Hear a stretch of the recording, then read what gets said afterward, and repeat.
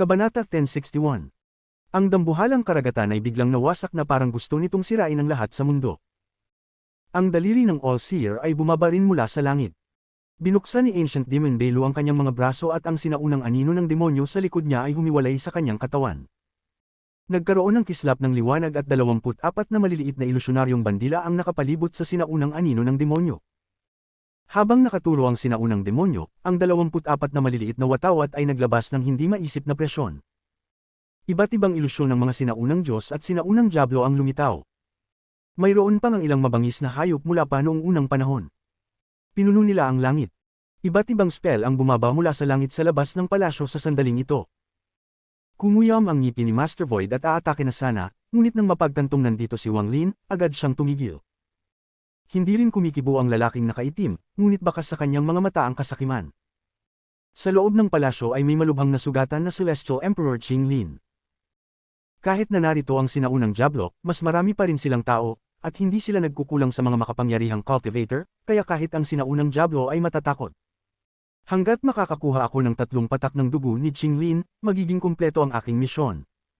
Pagkatapos ay tutulungan ako ng Panginoon na mapataas ng husto ang antas ng aking paglilinang. Maging ang matandang lalaki sa mata ng Lang ay lumiwanag. Huminto siya sa pag-atake at umatras ng ilang hakbang, pagkatapos ay lumitaw ang kasakiman sa kanyang mga mata. Siya ay pumunta dito kasama ang All-Seer, kaya hindi siya nakatagpo ng masyadong maraming problema. Wala siya rito para kunin ang sikreto ng ikatlong hakbang mula kay Qing Lin. Gusto niya ang kanyang celestial spells. Nang dumaong ang All-Seer, Belu, at Wang Wei's spells, nagkaroon ng marahas na dagandong at hindi mabilang na mga bitik ang lumitaw sa lupa, na tila ba ito ay babagsak. Nang dama po ang daliri ng All-Seer, gumuho ang buong mundo at maging ang buong Celestial Emperor Cave ay nagsimulang manginig. Naapektuhan ang lahat ng siyam na palapag. Pagkatapos, idinagdag ang maraming ilusyon na ipinatawag ng mga bandila ni Belu, ang yumanig ay hindi lamang ang Celestial Emperor Cave, kundi ang buong Demon Spirit Land. Ang pagbagsak ng lupa ay naging sanhi ng pagkasira ng buong ikasyam na palapag. Nang bumaba ang 3 malalakas na spell, parang baliw ang namamaos na boses ni Belu. At pagkatapos ay ang lahat ng itim na fog sa paligid ng palasyo sisingilan sa 3 powerhouses. Rumble, rumble, rumble. Umalingaw-ngaw ang mga alon ng nanginginig sa langit. Mabilis na lumipad pasulong sina Wang Lin at Ling Tianhao.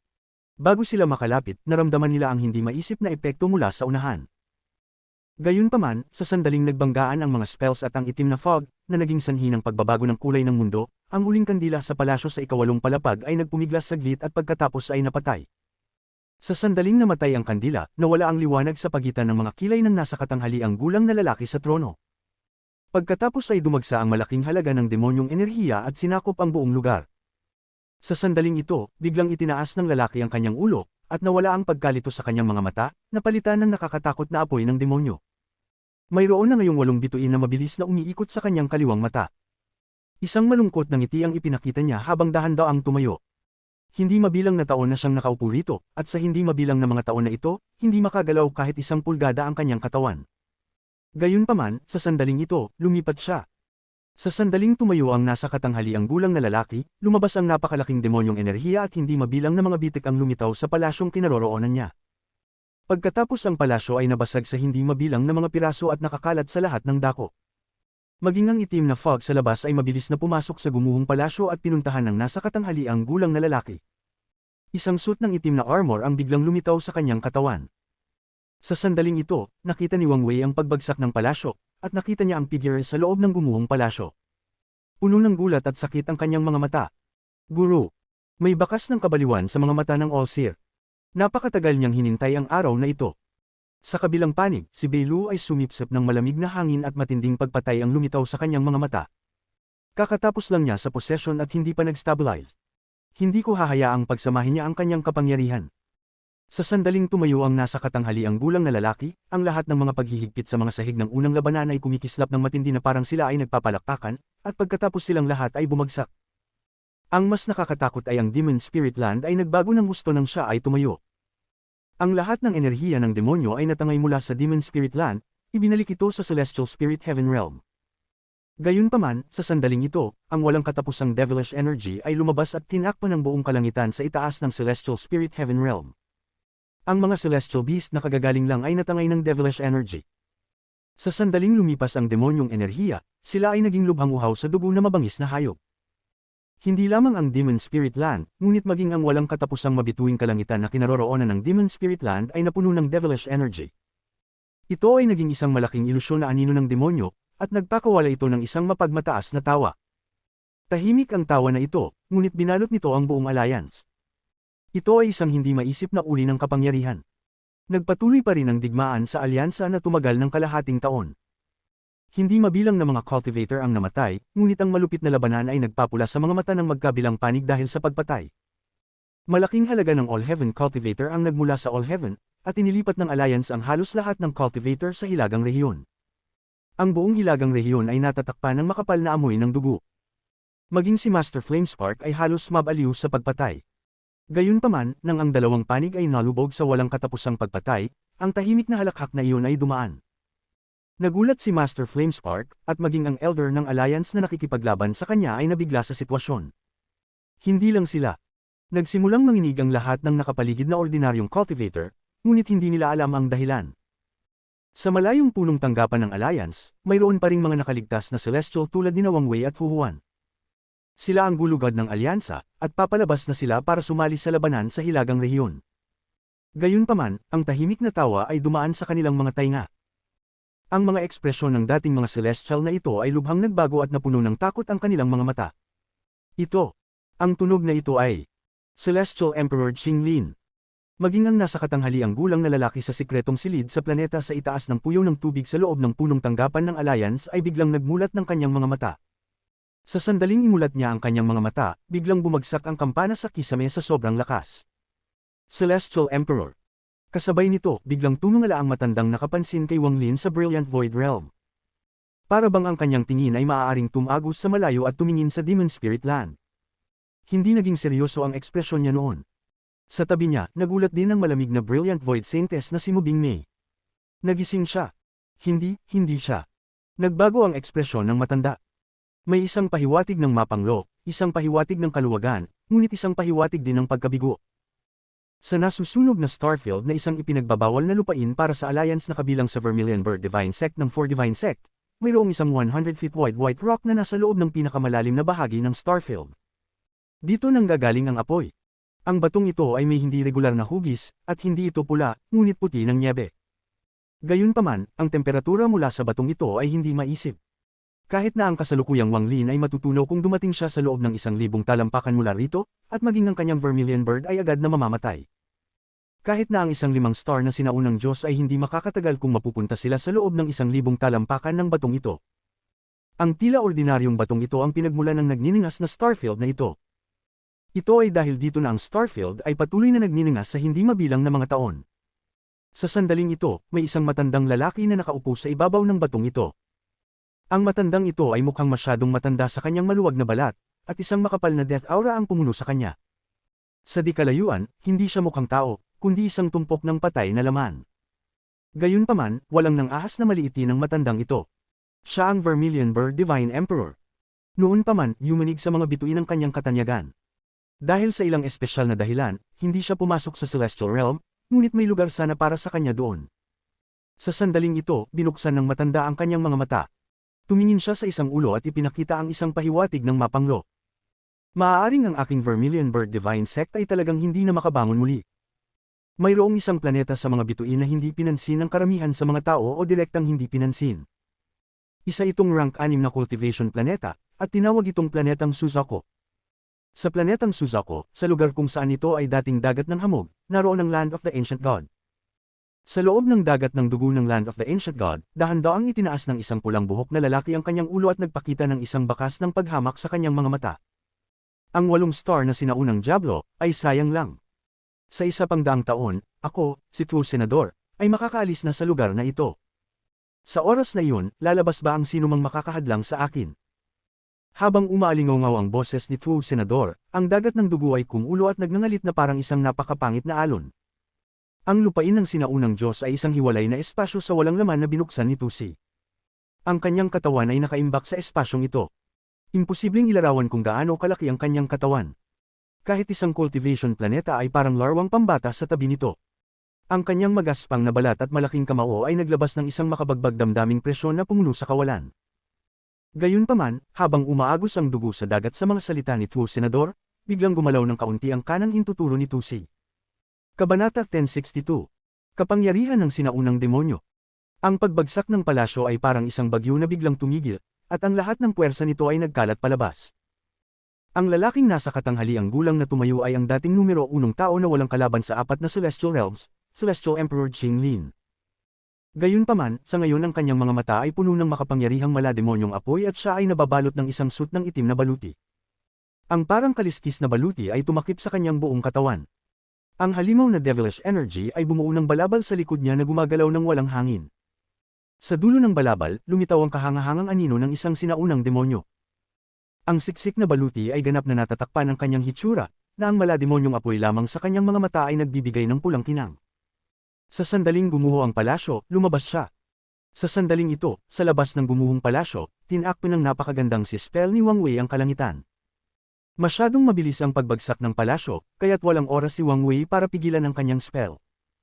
Ang umaalon na alon ay parang baliw na bumagsak sa gumuhong palasyo.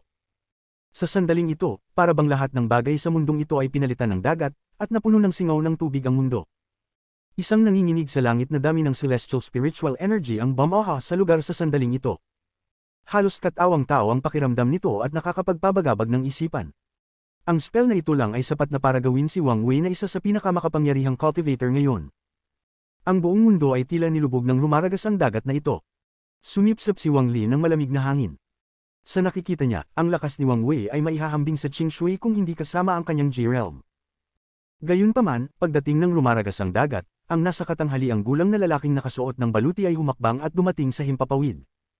Isang maliit na trick lang.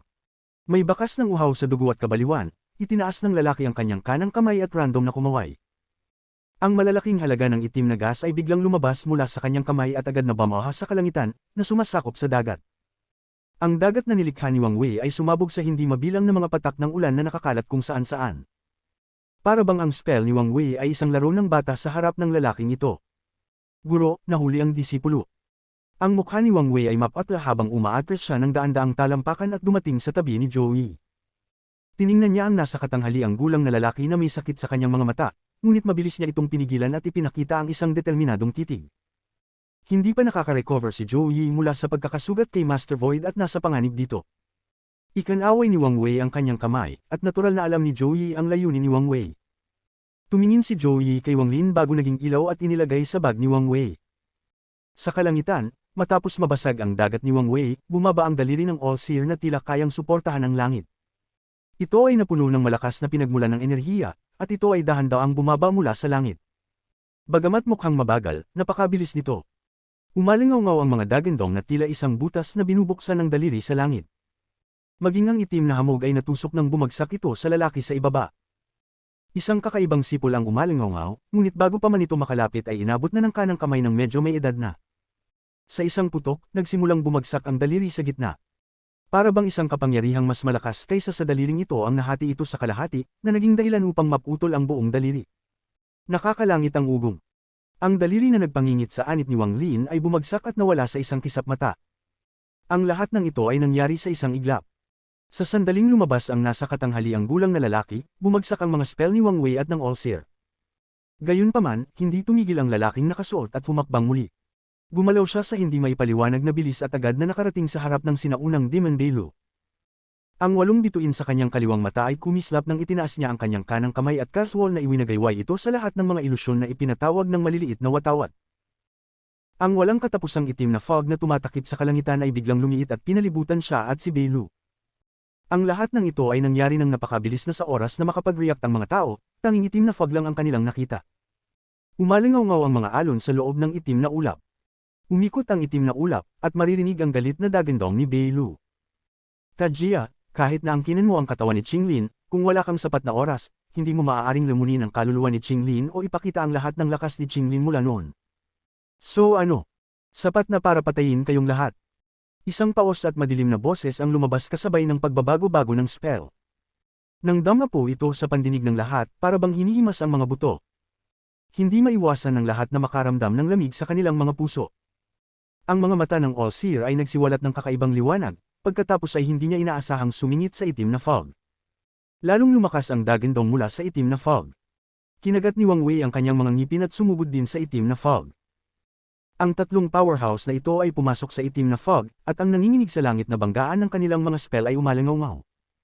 Mayroon ding mga nakatutuwang pagbabago-bago ng pinagmulang enerhiya at celestial na espiritual na enerhiya na kumalat. Tumingin si Master Void sa itim na fog na may seryosong ekspresyon, at ganoon din ang ginawa ng lalaking nakaitim sa tabi niya. Nag-alinlangan din ang matandang nasa lang at huminto sa gilid ng itim na hamog. Para naman kay Ling Tianhao, tumingin siya sa itim na fog na may madilim na ekspresyon. Agad na umatras si Wang Lin nang walang pag-aalinlangan. Bagamat hindi niya alam ang lahat ng nangyayari, ang lalaking nakasuot ng baluti na lumabas sa palasyo ay ang parehong taong humadlang sa kanyang nether guide noong nasa loob siya ng mundo ng bote at nagbigay sa kanya ng dilaw na kristal. Nang sumigaw si Wang Wei ng, "Guro," kinumpirma nito ang haka-haka ni Wang Lin. Ang taong iyon ang pinakamalakas na tao sa Celestial Realm, Celestial Emperor Qinglin. Sa pag-uugnay sa lahat ng impormasyon mula sa dati, ang karma ng lahat ay malapit nang ihayag ang sarili nito. Noong nakaraan, si Celestial Emperor Qinglin ay malubhang nasugatan sa panahon ng pagbagsak ng Celestial Realm at napilitang pumasok sa closed-door cultivation. Gayunpaman, sinamantala ng Ancient Devil Tajia at Ancient Demon Belu ang pagkakataong ito para tambangan si Qinglin. Gusto nilang nakawin ang katawan ni Qinglin para kunin ang kanyang cultivation at mga alaala. Gayunpaman, napakalakas ni Qinglin, at kahit na nasugatan siya ng malubha, napakalakas pa rin niya. Kahit na ang sinaunang Diablo at sinaunang demonyo ay nagtutulungan, hindi nila lubusang talunin si Qinglin. Sa wakas, dumating si Qinglin sa Celestial Spirit Heaven Realm, kung saan umabot sa rurok ang kanilang labanan. Sa labanang iyon, ang sinaunang demonyong si Belu ay nahati sa 9 na bahagi sa pamamagitan ng puwersa. Wala siyang pagpipilian kundi maging 9 na sinaunang demonyong espiritu at itago ang kanyang sarili sa hindi mabilang na taon sa Celestial Spirit Heaven Realm hanggang sa makapagreporma siya. Para sa Ancient Devil Tajia, nakapasok siya sa katawan ni Qinglin, at sinubukan niyang pumalit. Gayunpaman, nakarating si Qinglin sa ika-9 na palapag ng kuwebang ito.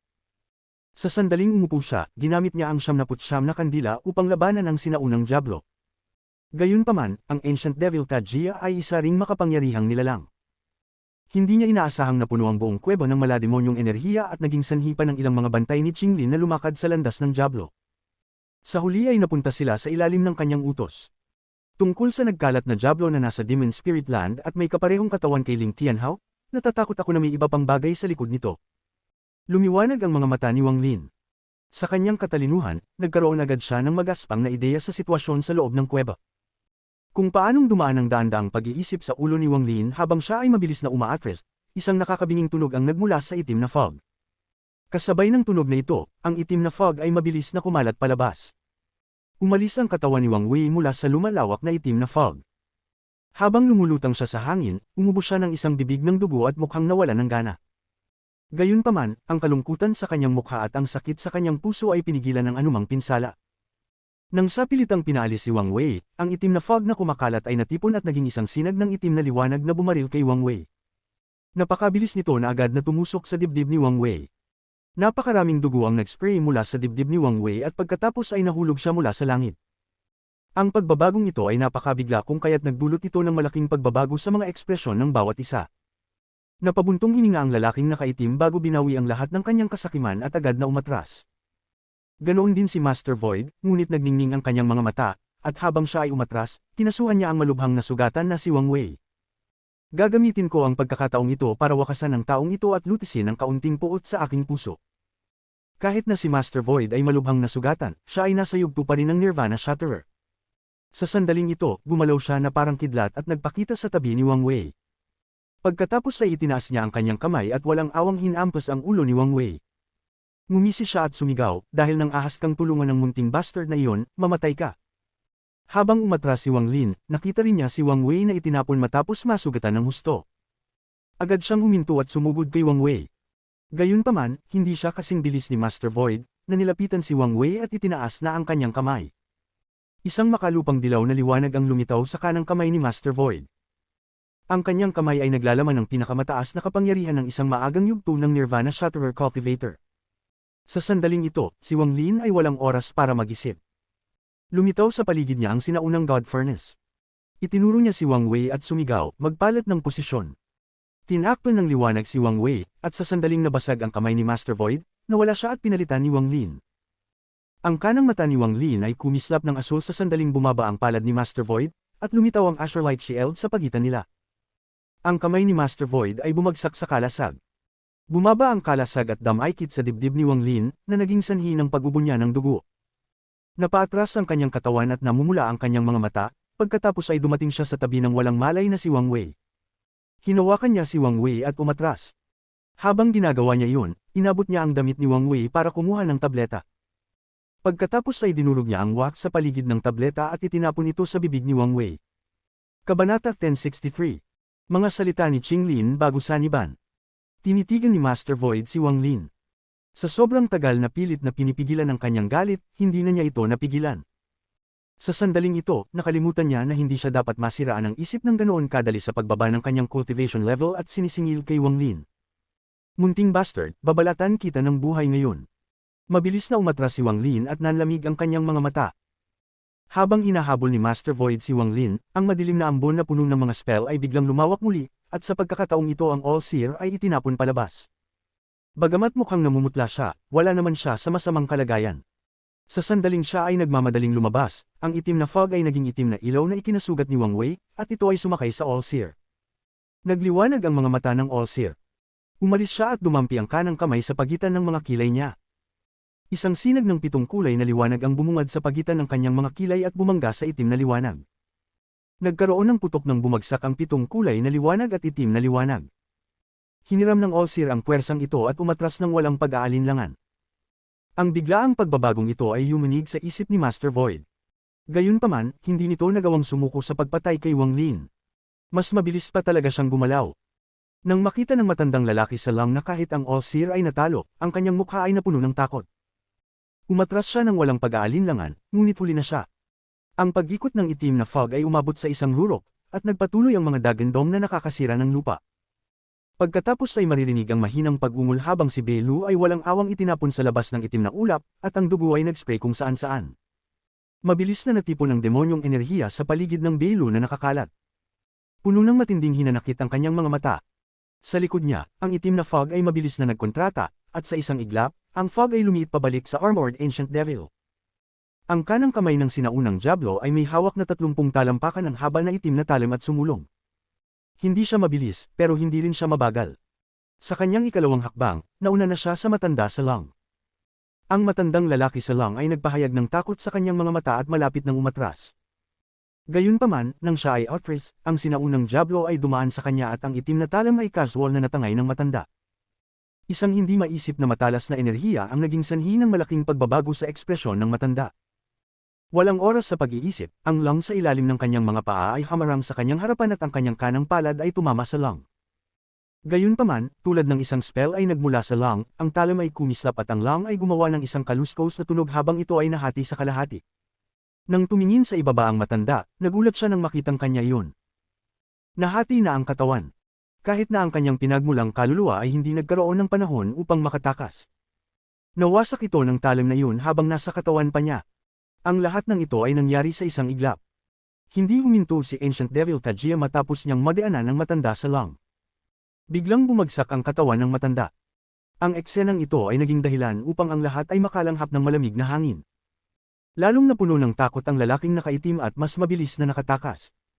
Tumulo ang mga patak ng dugo mula sa talim. Ang sinaunang Diablo ay nagpahayag ng isang nakakatakot na ekspresyon at pagkatapos ay hinabol si Belu. Belu, noon, hindi kita pinatay dahil ang mga ninuno natin ay dating iisang angkan ngunit simula nang dumating ka na naghahanap ng kamatayan ay matutupad lamang ng demonyong ito ang iyong hiling. Kalokohan. Noon ay may kasunduan tayo na kukunin ko ang katawan at kukunin mo ang mga alaala. Kung hindi ka umatras sa deal natin, magiging akin na ang katawan na iyon. Umungol si Belu habang umaatras. Ang nakabaluti na sinaunang Diablo ay nagpahayag ng isang ngiti ng panunuya habang hawak niya ang talim at sinabing, medyo mas mabilis lang ako. Kung kumilos ako mamaya, magpalit na sana tayo ng posisyon. Habang nagsasalita siya, hinawakan niya ang talim at nilasla si Belu.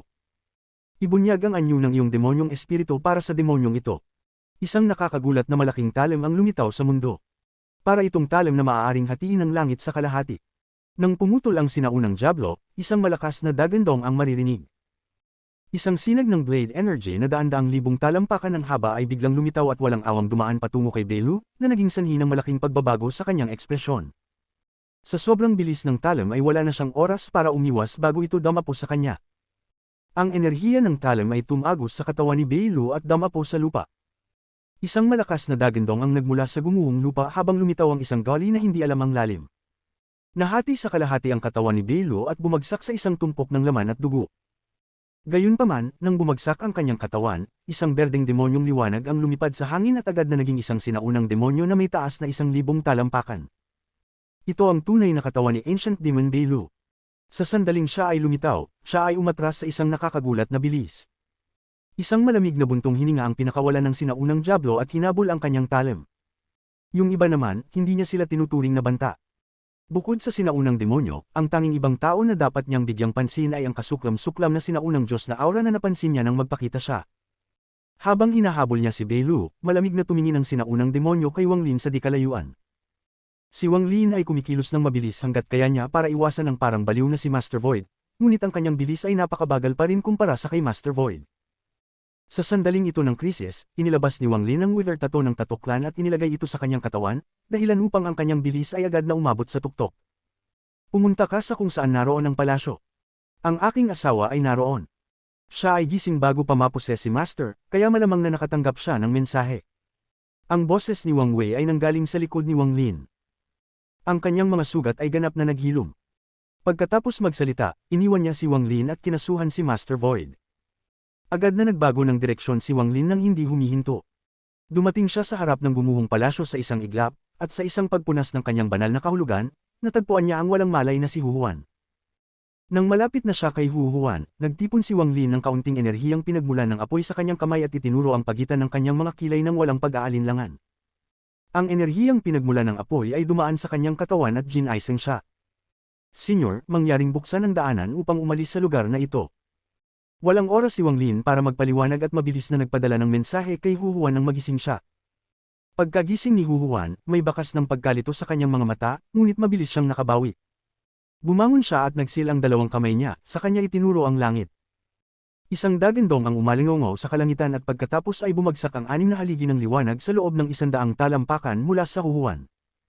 Sa di kalayuan, ang kanang kamay ni Wang Wei ay nakabuo ng selyo, na lumikha ng isang kurtina ng tubig na nakakulong kay Master Void. Lumitaw sa kanyang mga mata ang layuning pumatay, ngunit malinaw na hindi ito ang oras para makipaglaban. Isang malamig na buntong hininga ang pinakawalan niya at pagkatapos ay biglang naging mga espada at mabilis na lumiit ang tubig na tumatakip kay Master Void. Nang hindi naghihintay ng resulta, agad na nagpakita si Wang Wei sa tabi ni Huhuan at Wang Lin. Kumikislap ang haligi ng liwanag at agad na naglaho ang tatlo. Kasabay nito, gulat na gulat ding dumating ang lalaking nakaitim. Sumakay siya sa mga haligi ng liwanag at nawala. Ang katawan ni Master Void ay napapalibutan ng mga water sword. Habang tinutusok siya ng mga ito, nagpakawala siya ng dagandong at isang unos ng dilaw na lupa ang lumitaw. May mga ingay ng banggaan nang harangin niya ang mga pag-atake, ngunit umubos siya ng dugo. Nang inig ito ng malamig, at nagising siya mula sa kanyang pagkabaliw. Lahat ng nangyari noon ay mukhang hindi kapanipaniwala sa ibang tao. Paano siya nawala ng kontrol sa kanyang layuning pumatay at umatake sa sandaling ito ng krisis? Kung naging pabaya lang sana siya dito. Ang mga mata ni Master Void ay puno ng takot at pait. Ang kanyang katawan ay kumikislap at siya ay direktang sumulpot sa mga haligi ng liwanag. Tungkol sa Allseer, siya ay nawala ng hindi inaasahan, at walang nakakaalam kung saan siya nagpunta. Kanina, napansin kong nawawala na ako ng kontrol sa sarili ko, pero ngayon sigurado na ako. Hindi ko akalain na ang unang Heaven's Blight ay darating ng ganoon kabilis. Si Master Void ay sumugod sa haligi ng liwanag at nawala. Ang sinaunang demon na si Belu, na hinahabol ng sinaunang Diablo, ay nagpakawala ng galit na dagandong. Nang makita niyang bumukas na ang transfer array para lumabas sa lugar na ito, agad siyang sumugod dito ng walang pag-aalinlangan. Gayunpaman, nang malapit na siya, ang sinaunang Diablo na humahabol sa kanya ay nagpakita ng uhaw sa dugo na tingin. Nabitawan niya ang talim sa kanyang kamay at biglang ibinuka ang kanyang mga braso. Nilalamon ng Diablo ang lahat ng espiritu. Habang sumisigaw siya, ang baluti sa paligid ng sinaunang Diablo ay naglabas ng walang hangganang itim na fog, at ang itim na fog ay biglang napuno muli ang mundo. Ang itim na fog ay naging isang higanting bundok na nagtangkang walang awa na limunin ng tumakas na Belu. Isang malungkot na daing ang pinakawalan ni Belu bago bumagsak ang kanyang katawan sa isang putok. Ang kalahati ng kanyang katawan ay nilamon, at ang natitirang kalahati ay naging kasing laki ng isang ordinaryong tao. Pagkatapos ay nawala siya sa hanay ng paglilipat. Mabilis na hinigop ng itim na fog ang kalahati ng espiritong katawan ni Beilu. Pagkatapos ay nabalot ng hamog si Tajia at naging dragon. Sinugod nito ang hanay ng paglipat at bumagsak sa kalangitan. Nabasag ang langit habang umaarangkada siya pataas. Walang makakatakas sa inyo. Para naman kay Wang Lin at sa Celestial Cloud Couple, silang tatlo ay agad na lumitaw sa palasyo sa ikawalong palapag. Mabilis na sinabi ni Hu Huan, nang kausapin ako ni Master kanina, isang pangungusap lang ang sinabi niya. Rain Celestial Realm Temple, Origin Soul Crystal, dugo ni Qing Shuang. Naningkit ang mga mata ni Wang Wei. Bago pa siya makapagsalita, ang lalaking nakaitim at si Master Void ay nanggaling sa transfer array. Kasabay nito, lumitaw din ang kaawa-awang espiritong katawan ng sinaunang Demon Beilu. Gayun din, sa sandaling ito, gumuho ang lupang kinatatayuan ng lahat. Habang ang lupa ay gumuho, ang mga hibla ng demonyong enerhiya ay lumabas mula sa mga bitik. Nang tuluyang gumuho ang lupa, ang dragon na nabuo ng demonyong enerhiya ay sumugod palabas. Ibinuko nito ang bibig na kayang lamunin ang mundo at sinubukang lamunin ang lahat. Sa sandaling ito, ni-replay ni Wang Lin ang mga salitang sinabi ni Hu Huan sa kanyang isipan. Dugo ni Qing Shuang. Dugo ni Qing Shuang. Sa sandaling dumating ang Devil Dragon, sinampal ni Wang Lin ang kanyang bag na hawak at lumitaw ang Celestial Pagoda. Nang walang oras na pakialam kung gaano kahalaga ang Celestial Tower, hinampis ito ni Wang gamit ang kanyang palad, dahilan para bumagsak ito at lumitaw ang katawan ni Qing Shuang sa kanyang harapan. Pasensya na. Palihim siyang humingi ng tawad kay Joey. Kinuha ni Wang Lin ang lahat ng oras na mayroon siya habang sinasaksak niya ang hintuturo ni Qing Shuang at pinipiga ang isang patak ng dugo. Pagkatapos ay agad niyang ibinato ang patak ng dugong iyon sa demonyong dragon sa kanilang harapan. Kabanata 1064. Ang pagkakakilanlan ng lalaking nakaitim. Ang maliit na patak ng dugo na ito ay itinapon ni Wang Lin sa itim na gas devil dragon na umaagos mula sa gumuhong lupa. Ibinuko ng demonyong dragon ang bibig nito, naglabas ng malaking halaga ng malamig na enerhiya, at sinubukang lamunin ang lahat. Gayunpaman, sa sandaling ito, ang patak ng dugo ni Qing Shuang ay dumampi sa isang hibla ng itim na gas na nagmula sa demonyong dragon. Sa isang iglap, habang ang lahat ay natulala, nagmula sa itim na fog ang mga umuusok na tunog.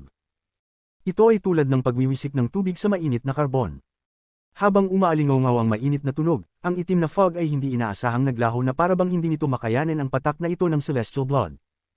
Ang patak ng dugo ay tumagos sa itim na fog at damapo sa ulo ng demonyong dragon. Ang demonyong dragon ay biglang huminto, ngunit iyon ay agad na sinundan ng isang masakit at galit na dagandong. Habang umuungal ito, ang katawan ng demonyong dragon ay pumihit at tumangay sa lugar, na nagdulot ng malakas na dagandong. Parang isang higanting pares ng mga kamay ang gumalaw sa lugar, gumuho ang lahat ng mga gusali at ang buong palapag ay wasak. Lumiwanag ang mga mata ni Wang Lin at mas pinigil niya ang dugo ni Qing Shuang at walang awang itinapon ito. Pagkatapos ay ikinaway niya ang kanyang kamay at ang malakas na pinagmula ng enerhiya sa kanyang katawan ay mabilis na lumabas. Ang dugo ay agad na sumabog sa isang ambon ng dugo na bumaril pasulong. Agad na dumampi ang ambon ng dugo sa demonyong dragon. Matapos muling madikit ang dugo, mas lalong nakipagpunyagi ang demonyong dragon. Ang mga dagandong ay patuloy na umaalingaw-ngaw, at ang katawan ng demonyong dragon ay mabilis na nagkontrata. Ito ay tulad ng isang ipoypo, at pagkatapos ng lahat ng itim na fog ay umatras, ang sinaunang Diablo ay nagpakita sa harap ng lahat. Ang itim na baluti ay nabahira na ngayon ng ilang patak ng dugo. Naglabas ito ng mga hibla ng pulang gas na nananatili sa paligid ng sinaunang Diablo. Kahit paano iwagayway ng sinaunang demonyo ang kanyang mga kamay, hindi niya ito mapaalis. Kahit pilit niyang panasan ay dumaan ang kamay niya na parang wala. Xinglin, ito ba ang plano mo para labanan ako pagkatapos ng hindi mabilang na taon ng pagpaplano? Kung ang sinumang sumasakop sa iyong katawan ay magtangkang patayin ang iyong inapo, ang lahat ng mga spell ay magiging walang silbi. Walang epekto ang mga kulam mo at ang iyong katawan ay pinipigilan ng dugo ng iyong inapo. Hindi na ito pagbabago ng mga batas, kundi paglikha ng mga batas. Napakalakas mo, Xinglin.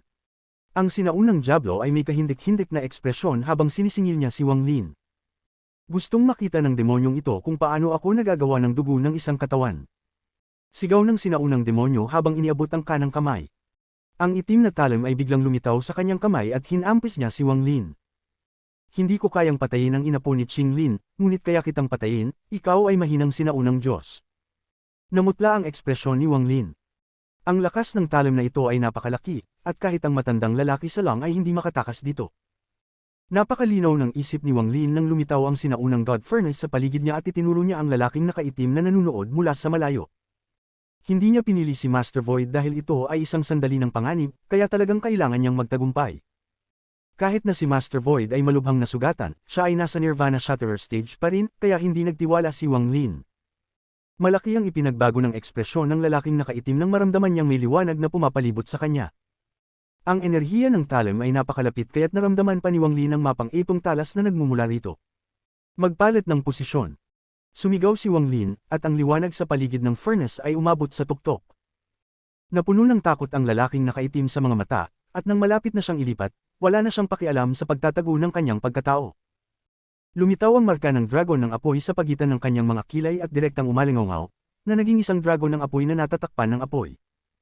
Sa sandaling lumitaw ang apoy na dragon, nagpakawala ito ng dagandong at pinalibutan ang lalaking nakaitim sa pagtatangkang labanan ng kapangyarihan ng sinaunang Diyos na Hurno. Dahil dito, nagkaroon ng puwersa upang labanan ito. Sa hadlang na ito, sumara ang Talem at dumaan sa Qing Shuang. Dahil sa batas na nilikha ni Qing Lin, ang enerhiya ng Talem ay walang pinsala kay Qing Shuang at direktang damapo kay Wang Lin. Kung ang blade energy na ito ay damapo, maging ang sinaunang Diyos na katawan ni Wang Lin ay mahahati sa kalahati. Kung tutusin, isa lamang siyang 5 star na sinaunang Diyos. Sa sandaling bumaba ang enerhiya ng Talem, ang kanang mata ni Wang Lin ay nagningning ng asul at ang Azurite na kalasag ay lumitaw at bumangga sa enerhiya ng Talem. Nagkaroon ng makalangit na putok, at isang bitik ang lumitaw sa gitna ng Azurite na kalasag. Bagamat hindi ito nabasag, ito ay nasira. Bagamat hindi pa ito natatagalan ni Wang Lin, nagawa nitong labanan ang lahat ng pag-atake sa ngayon. Kahit na ang isang taong kasing lakas ng Master Void ay maaari lamang itong itulak pabalik at hindi maging sanhi ng pag-crack nito. Parami ng parami ang mga bitik na lumitaw sa Azurite Shield. Sinamantala ni Wang Lin ang sandaling ito para umatras kasama ang katawan ni Qing Shuang, ngunit gaano man siya tumakbo, hindi niya matakasan ang enerhiya ng Talem. Nagmumula ang malamig na pawis mula sa kanyang noo, ngunit sa sandaling ito ay lumitaw, ito ay naging mga ice crystal dahil sa lamig mula sa enerhiya ng Talem. Sa sandaling ito ng buhay at kamatayan, wala nang pakialam si Wang Lin na itago ang kanyang pagkakakilanlan, at nagpakawala siya ng dagandong. Ang 5 sinaunang Diyos na bituin sa pagitan ng kanyang mga kilay ay kumikinang ng maliwanag at umikot hanggang sa tila may lumitaw na puyo sa pagitan ng kanyang mga kilay. Pinuno ng malakas na kapangyarihan ng sinaunang Diyos ang kanyang katawan at sumugod sa sinaunang pagan ng Diyos. Naging sanhi ito ng liwanag sa paligid ng sinaunang God Furnace na maging mas maliwanag, at ito ay nagliwanag sa buong mundo. Magpalit ng posisyon. Umungol si Wang Lin, medyo namamaos pa ang boses niya habang umuungal. Nang dama po ito sa pandinig ng mga tao, parang pinupunit ang kanilang isipan. Habang pinapakawalan niya ang nakakapanghinang pusong dagandong na iyon, ang apoy na dragon sa paligid ng lalaking nakaitim ay tila hindi nakayanin ang biglaang pagtaas ng kapangyarihan mula sa liwanag. Mabilis na umatras ang lalaking nakaitim at tumakas. Gayunpaman, bago siya makatakas, napuno ng liwanag ang kanyang katawan at siya ay nawala. Sa sandaling ang Azurite Shield ay tila hindi na nito makayanin ang lakas ng Talem, nawala din si Wang Lin. Nang muling lumitaw si Wang Lin, naroon siya kung saan naroon ang lalaking nakaitim, at ang lalaking nakaitim ay lumitaw sa harap ng enerhiya ng Talem. Sa sandaling lumitaw ang lalaking nakaitim, ang kanyang mga mata ay napuno ng enerhiya ng Talem at ang enerhiya ng Talem ay dumaan. Nagmula sa kanyang katawan ng mga popping sound at pagkatapos ay nahati ito sa kalahati. Gayunpaman, nang mabasag ang kanyang katawan, ang kanyang pinagmulang kaluluwa ay nakatakas sa tulong ng apoy na dragon. Ang kanyang pinagmulang kaluluwa ay malungkot at ang kanyang mga mata ay puno ng takot. Gayunpaman, ang panganib ay hindi pa tapos. Ang enerhiya ng Talem na Samira sa kanyang katawan ay bumaril ng diretsyo pagkatapos ng kanyang pinagmulang kaluluwa. Ang lakas ng Talem ay malapit ng tumagos sa kanyang pinagmulang kaluluwa. Ang lalaking nakaitim ay mabilis na nagpakalat ng isang banal na mensahe na puno ng pagkabalisa at kakilakilabot. Panginoong Sinaunang Diablo, ako ang ikapitong disipulo ng Supremo, Lu Hao.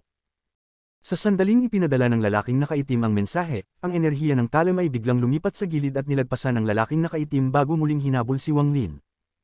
Ang lahat ng ito ay nangyari sa napakaikling panahon. Sina Wang Wei at Hu Huan ay parehong gumalaw at gumamit ng mga spell ng sabay upang labanan ng blade energy na humahabol kay Wang Lin. Si Wang Lin ay nakaligtas sa swerte, ngunit ipinakita niya ang isang mabangis na ekspresyon habang nakatitig siya sa sinaunang Diablo. Lumabas ang sinaunang Devil Tajia, ngunit hindi siya pumunta kay Wang Lin at sa halip ay dumating sa tabi ng pinagmulang kaluluwa ng taong nakaitim. Matapos kunin ang pinanggalingan na kaluluwa, muli siyang lumabas at dumating sa tabi ni Wang Wei at Hu Huan, na lumalaban sa lakas ng Talem.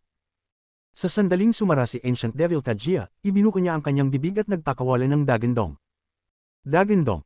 Ang mga Dagendong ng mga tao ng sinaunang orden ay makapangyarihan lahat, ngunit, tulad ng mga spelling, naglalaman sila ng iba't ibang kakayahan. Kahit na ang Dagendong ng sinaunang Diablo ay hindi kasing lakas ng Dagendong ng isang sinaunang Diyos, lumikha ito ng malademonyong tunog na mananalakay sa isipan. Habang umuungal siya, isang higanting itim na anino na may isang sungay ang lumitaw sa likod ng Ancient Devil Tajia. Ang higanting anino na ito ay parang pinagmulan ng lahat ng mga demonyo. Habang umuungal si Tajia, ibinuko rin ng kanyang anino ang bibig nito at nagpakawalan ng Dagendong. Nang inig ang katawan ni Hu Huan at agad siyang umubo ng dugo. Si Wang Wei ay umubo rin ng dugo at nawala ng gana. Gayunpaman, itinikom niya ang kanyang mga ngipin, hinawakan si Hu Huan, at umatras. Ang kanyang kamay ay bumubuo ng mga selyo at hindi mabilang na mga haligi ng tubig ang lumitaw sa kanyang harapan na parang baliw. Sa sandaling ito ng krisis, lalabas ng todo si Wang Wei. Sunod-sunod na lumitaw ang mga haligi ng tubig, at sa isang kisap mata, libu-libong mga haligi ng tubig ang lumitaw. Gayunpaman, bago ang Ancient Devil Tajia, ito ay laro ng bata. Sa isang Dagendong, gumuho ang lahat ng mga haligi ng tubig. Habang patuloy na bumagsak ang mga haligi ng tubig, umubo ng mas maraming dugo sina Wang Wei at Hu Huan, at sumugod sila kay Wang Lin. Sa isang maputlang mukha, ang mga kamay ni Hu Huan ay mabilis na bumuo ng mga selyo, na lumilikha ng mga paghihigpit na sumanib sa mga haligi ng tubig. Gayunpaman, ang mga haligi ng tubig ay patuloy na gumuho dahil sa Dagendong ni Ancient Devil Tajia. Kung silang dalawa ay ganito, hindi na kailangang pag-usapan si Master Void. Agad siyang umubo ng dugo at nanlabo ang mga mata. Mabilis siyang umatras at gumawa ng selyo ang kanyang kamay, na naging sanhi ng hindi mabilang na mga butil ng dilaw na buhangin na nakapalibot sa kanya. Gayunpaman, tulad ng buhangin na lumitaw at bago sila makabuo ng isang kalasag, ito ay bumagsak. Ang lahat ng buhangin ay natangay sa katawan ni Master Void, itinapon siya pabalik at naging sanhi ng pag-spray ng dugo mula sa kanyang katawan. Si Belu lang ang halos hindi nakatiis. Dahil miyembro siya ng sinaunang orden, umatras lang siya. Para kay Wang Lin, ang mga popong sound ay nagmula sa kanyang katawan sa ilalim ng kapangyarihan ng Dagendong ng Ancient Devil Tajia. Umubo siya ng dugo pero mas naging mabangis ang ekspresyon niya. Dagendong. Hinayaan din ni Wang Lin ang aming pag-ungol ng galit na may mabangis na ekspresyon. Ito ang Dagendong ng isang sinaunang Diyos. Ang katawan ni Wang Lin ay lumaki na parang baliw, at sa sandaling ito, hindi na siya maaaring mag-alala na itago ang kanyang katayuan bilang isang sinaunang Diyos. Ang kanyang katawan ay lumaki sa libu-libong talampakan ng taas, na tila kaya niyang suportahan ng mundo. Mabilis na umikot ang 5 bituin sa pagitan ng kanyang mga kilay at mga pagsabog ng sinaunang enerhiya ng Diyos ang nakapalibot sa kanya. Ang mas nakakagulat ay ang tattoo ng Vermilion Bird ay tila sumanib sa kanya, kaya lumaki ito kasama ng kanyang sinaunang Diyos na katawan. Parang may nakatatak na sariwang dugo sa kanyang itaas na katawan, at ang buntot ay kumalat sa mukha ni Wang Lin. Sa sandaling ito, si Wang Lin ay mukhang isang sinaunang Diyos at isang Vermilion Bird. Kabanata 1065. Muling nagsama-sama ang tatlong angkan ng sinaunang orden. Pagkatapos mag-transform sa kanyang tunay na sinaunang Diyos na katawan, si Wang Lin ay nagpakawala ng Dagendong. Ang Dagendong ay bumuo ng isang bagyo na tahimik na bumangga sa Dagendong ng sinaunang demonyo. Kasabay nito, ang tumatakas na sinaunang demonyo na si Belu ay biglang huminto, at ang kanyang mga mata ay nagpakita ng bakas ng nakatutuwang demonyong liwanag. Ngayon, lahat ng tatlong Ancient Order clan ay nasa iisang lugar. Napakagandang tanawin. Nalulungkot ako sa isang sinaunang demonyo. Kumikislap ang katawan ni Belu at agad na lumaki. Ang katawan ng 7 star na sinaunang demonyo ay libu-libong talampakan ng taas, halos kasing taas ng katawan ng sinaunang Diyos ni Wang Lin. Sa sandaling ito, ang labanan ay hindi na pag-aari ng mga cultivator, ngunit sa tatlong Ancient Order clan na umiral mula noong sinaunang panahon. Matapos mag-transform si Belu sa kanyang sinaunang demonyong katawan, pinakawalan niya ang Dagendong ng isang sinaunang demonyo. Lumikha ito ng hindi nasasalat na puwersa na sumanib sa Dagendong ni Wang Lin at tumangay patungo sa Ancient Devil Tajia. Siya ay hindi inaasahang isang maharlikang sinaunang Diyos. Tinitigan ng sinaunang Devil Tajia si Wang Lin. Malinaw niyang nakita ang isang bakas ng ginto sa loob ng 5 bituin sa pagitan ng mga kilay ni Wang Lin. Ang bakas ng ginto na ito ay nangangahulugan ng Royal Bloodline. Ang galit na Dagendong ng tatlong angkan ng Ancient Order ay lumikha ng hindi maipaliwanag na bagyo. Tumawid ito sa ika-8 palapag at naging sanhi ng pagbagsak ng lahat ng nakapalibot na gusali.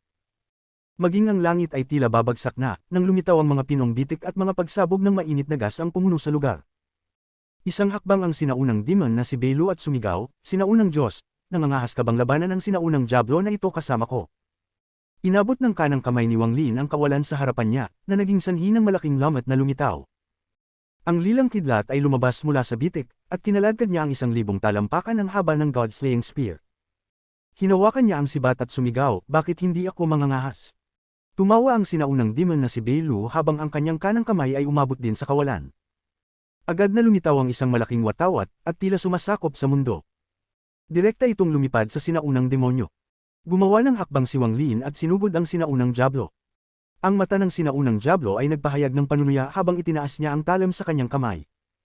Lumitaw sa likod niya ang napakalaking blade energy at ngumiti siya. 5 star na sinaunang Diyos at 7 star na sinaunang demonyo ang nang-ahas na labanan ako. Habang siya ay tumatawa, ang nanginginig na langit na enerhiya ng talam ay sumulpot pasulong. Mayroon lamang 2 sinag ng enerhiya ng talam. Ang isa ay tumangay sa langit at ang isa naman ay tumawid sa ibabaw ng lupa. Kinakatawan nito ang langit at lupa. Sa sandaling tumawid sila, lilikha sila ng mapanirang puwersa. Ikinaway ng sinaunang demon na si Beilu ang kanyang kanang kamay at ang walang katapusang demonyong enerhiya ay nagmula sa 1,000 talampakang bandila at binaril ang blade energy sa kalangitan. Ang demonyong enerhiya ay lumabas mula sa kanyang katawan, at ito ay isang makalupang tanawin na pagmasdan. Inihagis ni Wang Lin ang God-slaying spear sa kanyang kamay, at napuno ng lilang kidlat ang mundo. Ang God-slaying spear ay natabunan ng purple na kidlat nang bumangga ito sa enerhiya ng talam sa lupa. Biglang umalingaw-ngaw ang mga dagindong at isang malakas na shockwave para walisin ang lugar ng magbanggaan ng enerhiya ng talam sa lupa at ang God-slaying spear. Ang lupa ay ganap na gumuho at wala ng 9 na palapag sa kanyang kuweba. 8 palapag pa lang na konektado sa 9 na palapag. Ang sinaunang Diyos na batang lalaki ni Wang Lin ay nakaramdam ng hindi maisip na epekto sa banggaan na ito, at ang mga papong sound ay nagmula sa kanyang katawan. Umubo siya ng isang subaw ng dugo at ang mga sinaunang Diyos na bituin sa pagitan ng kanyang mga kilay ay lumabo. Sa kalangitan, ang watawat ng sinaunang demonyo ay bumangga sa lakas ng talam at isang nakakagulat na epekto ang kumalat. Mas marami pang bitik ang lumitaw sa langit dahil sa impact na ito, at may dugong pulang ilaw na dumaan sa mga bitik. Sa sandaling ito, parang ang langit ay maaaring gumuho sa isang dampi. Wang Lin, kailangan natin siyang lapitan. Kung hindi, walang sinuman sa atin ang makakatakas sa Celestial Emperor Cave na ito. Habang umuungal ang sinaunang demon na si Beilu, humakbang siya at sinugod ang sinaunang Diablo. Gayunpaman, ang kanyang katawan ay biglang nagsimulang umatras. Napakabilis nito kaya nag-iwan siya ng after image, at sumugod siya sa bitik na langit. Gayunpaman, bagamat mabilis ang Ancient Demon Beilu, mas mabilis pa si Wang Lin. Sa sandaling umungal ang sinaunang demon na si Beilu, sinunggaban din ni Wang Lin sina Wang Wei at Hu Huan bago sumingil sa langit. Medyo mas mabilis siya kay Beilu habang sinuntok niya ang langit. Ang langit ay napakarupok na, at ngayon ay nabasag ito ng suntok ni Wang Lin. Ito ay ganap na nag-crack at ang langit ay nawasak. Sa sandaling gumuho ang langit, ang walang katapusang magma ay bumagsak na parang ulan. Ang katawan ni Wang Lin ay sumugod sa magma at diretsyong umangkas. Nagmura ang sinaunang Diablo, ngunit hindi siya bumagal at diretsyong umahan. Si Master Void ay nagal-inang sa loob ng maraming taon. Bagamat naapektuhan ang kanyang isip dahil sa maagang pagdating ng unang Heaven's Blight, ito ay hindi pa nagagawang malinaw sa sandaling ito. Sa sandaling gumuho ang langit, umubo siya ng dugo at ginamit ang pagtakas ng dugo upang sumingil sa magma. Binaliwala niya ang mataas na temperatura ng magma at ang mga bagong sugat na dulot ng labanan sa pagitan ng 3 miyembro ng Ancient Order Clan. Habang sumusugod siya sa magma, wala rin siyang oras para isipin ang paghahanap ng gulo para kay Wang Lin, dahil nakatutok siya sa pagtakas sa lugar na ito. Sa daan, ang kanyang mga pinsala ay lumala, at sa sandaling ito, ang kanyang antas ng paglilinang ay bumagsak mula sa Nirvana Shatterer hanggang sa pinakamataas na Nirvana Cleanser. Isang matinding pakiramdam ng pagkabalisa ang bumalot sa kanyang isipan, na nagmukhang isang naliligaw na Diyos ang dating makapangyarihang Master Void. Nang umakyat si Wang Lin sa 7 palapag, ang walang katapusang lava ay sumugod patungo sa kanyang mukha. Mabilis na bumalik ang kanyang katawan sa kanyang ordinaryong katawan. Namumutla ang kanyang mukha habang umuubos siya ng isang subaw ng dugo at sabog ng sakit na nagmumula sa kanyang katawan. Hindi niya maiwasang magdahan-dahan ng bahagya dahil dito. Kahit na siya ay nagbago sa kanyang sinaunang Diyos na katawan, siya ay malubhang nasugatan ng lakas ng talim na iyon sa kabila ng katotohanan na mayroon siyang God-slaying spear. Gayunpaman, kung hindi niya ito ginawa, magiging imposible para kay Wang Wei o Hu Huan na makatakas. Kahit siya mismo ay hindi magkakaroon ng pagkakataong makatakas sa 7 palapag. Pagkatapos ng lahat, si Wang Lin ay nasa tuktok lamang ng yugto ng Nirvana Scryer. Sa sandaling ito, hinawakan ni Hu Huan sina Wang Lin at Wang Wei at diretsyong lumipad pataas. Nilamon din niya ang nag-iisang green pill na mayroon siya. Ngayong gumaling na siya, mabilis siyang lumipat sa magma kasama sina Wang Lin at Wang Wei. Ang magma ay patuloy na lumipat sa katawan ni Wang Lin at medyo nayanig ang kanyang espiritu. Mabilis siyang nagpadala ng mensahe, na nagsasabing, mga senior, mauna na kayo. Nakakita ako ng fire spirit dito dati at maaaring magamit ko ito para pigilan ng kaunti ang sinaunang Diablo. Si Huhuan ay nagpahayag ng isang pahiwatig ng pag-aalinlangan. Kung noon pa man, gaano man sila ni Wang Wei na humahanga kay Wang Lin, hindi siya magdadalawang isip. Gayunpaman, iniligtas lang siya ni Wang Lin at ang kanyang asawa, at ito ay napakahalaga sa kanya. Ni hindi niya alam na nailigtas ni Wang Lin si Wang Wei mula sa palihim na pag-atake ni Master Void. Ang ganitong uri ng kabaitan ay kailangang suklian. Ikaw. Tumingin si Huhuan kay Wang Wei, na tumulong sa kanya na harangin ang enerhiya ng talim at pagkatapos ay malubhang nasugatan ng dagandong ng sinaunang Diablo. May pagpupumigla sa kanyang mga mata. Sa ngayon, kailangan ni Wang Wei ng agarang pangangalaga, at si Huhuan ay walang oras na maghintay. Si Senior ay makatitiyak. Iniwan ni Wang Lin si Huhuan at pumasok sa kailaliman ng magma sa ikapitong palapag. Nakatikip si Huhuan ng kanyang mga ngipin habang kinuha niya si Wang Wei at nawala. Pagkaalis ni Huhuan, nagliwanag ang mga mata ni Wang Lin. Napaka-desperado niyang utangin sa kanya sina Wang Wei at Huhuan. Hanggat ang dalawa sa kanila ay nagpapasalamat, kung gayon kahit na si Qing Lin ay hindi magising, sila ay tutulong sa bagay ni si Tunan. Gayon din, ang kanilang pakikitungo kay Joey ay magiging lubhang kakaiba dahil sa kanyang kabaitan. Sa loob ng magma, walang awang sumisipsip si Wang Lin ng walang pag-aalinlangan. Ang magma ay tila umagos ng pabaligtad habang ang enerhiya ng pinagmulan ng apoy ay pumasok sa katawan ni Wang Lin na parang baliw. Damaloy ang enerhiya sa kanyang mga meridian, dahilan upang medyo gumaling ang kanyang malubhang nasugatang katawan. Si Wang Lin ay hindi nag-iingat tulad nung siya ay sumisipsip noon. Sa ngayon siya ay lubhang walang ingat. Ang vermilion bird sa kanyang katawan ay lumitaw sa paligid niya, at bilang isang resulta, ang enerhiya ng pinagmulan ng apoy sa loob ng magma ay lumundag sa kanila. Habang ang enerhiya ng pinagmulan ng apoy ay tumalon patungo kay Wang Lin, ang malaking halaga ng magma ay nahulog mula sa ikapitong palapag hanggang sa ikawalong palapag. Ang sinaunang demon na sina Beilo at Master Void ay sumugod sa magma kasama ang sinaunang devil na si Tajia na humahabol sa likod. Sa sandaling ito, ang lahat ng ito, kasama ni Wang Lin na galit na pinupukaw ang enerhiya ng pinagmulan ng apoy sa magma, ang naging sanhi ng pagbagsak ng lahat ng magma sa loob ng bulkan. Sa sandaling ito, isang dagandong na nanginginig sa langit na yumanig sa magma ay nagmula sa kailaliman ng bulkan. Isang higanting ulo ng dragon ang bumangon sa magma. Sa sandaling ito, ang lahat ng magma na si Wang Lin ay hindi pa nasisipsip o nahulog sa ikawalong palapag ay nagsimulang gumalaw na parang ito ay may katalinuhan. Ang lahat ng ito ay sinisingil sa dragon. Sa isang kisap mata, lahat ng magma sa ikapitong palapag ay naglaho, naiwan ng isang di maipaliwanag na malaking dragang apoy na nakatitig sa lahat ng mga nilalang sa ibaba nito. Kasabay nito, sa walang hanggan na espasyo kung saan ang maliit na alikabok kung saan naroon ang Demon Spirit Land, mayroong apoy na nagniningas sa abot tanaw. Isang higanting vermilion bird na nagpapalabas ng iyak ng vermilion bird na dahan-daang pumasok. Ang vermilion bird na ito ay may katalinuhan. Hindi ito inaasahang pumunta sa pasukan sa East Demon Spirit Sea, ngunit sa totoong lokasyon ng Demon Spirit Land. Mayroong malaking bilang ng mga cultivator sa likod ng vermilion bird na ito, at kabilang sa kanila ang 6 na matatanda. Ang 6 na matatandang ito ay nakasuot ng pulang damit, at bawat isa sa kanila ay naglabas ng malakas na aura. Lahat sila ay mga Nirvana Shatterer Cultivator. Ayon sa paghahanap sa tunay na espiritu, dito naruroon ang taong nagising, at ito rin ang lokasyon ng mahiwagang pakiramdam ng panganib. Maaaring lubhang mapanganib ang paglalakbay na ito, ngunit kahit ipagsapalaran ko ang lahat ng ito, dapat kong protektahan ang taong nagising. Nagkatinginan ng 6 na matatanda at nakita ang determinasyon sa mga mata ng isa't isa. Ang lahat ng iba pang miyembro ng Vermilion Bird Divine Sect ay nagsiwalat ng mga determinadong titig. Kasabay nito, isang marilag na boses ang nagmula sa planeta sa itaas ng puyaw ng tubig sa punong tanggapan ng Cultivation Alliance. Itigil ang pakikipaglaban sa All Heaven. Ipadala ang lahat ng puwersa sa kung nasaan ang kuweba ni Qing Lin. Sa sandaling umalingaw ang boses na ito, lumitaw ang katawan ni Qing Shui sa labas ng Alliance Headquarters.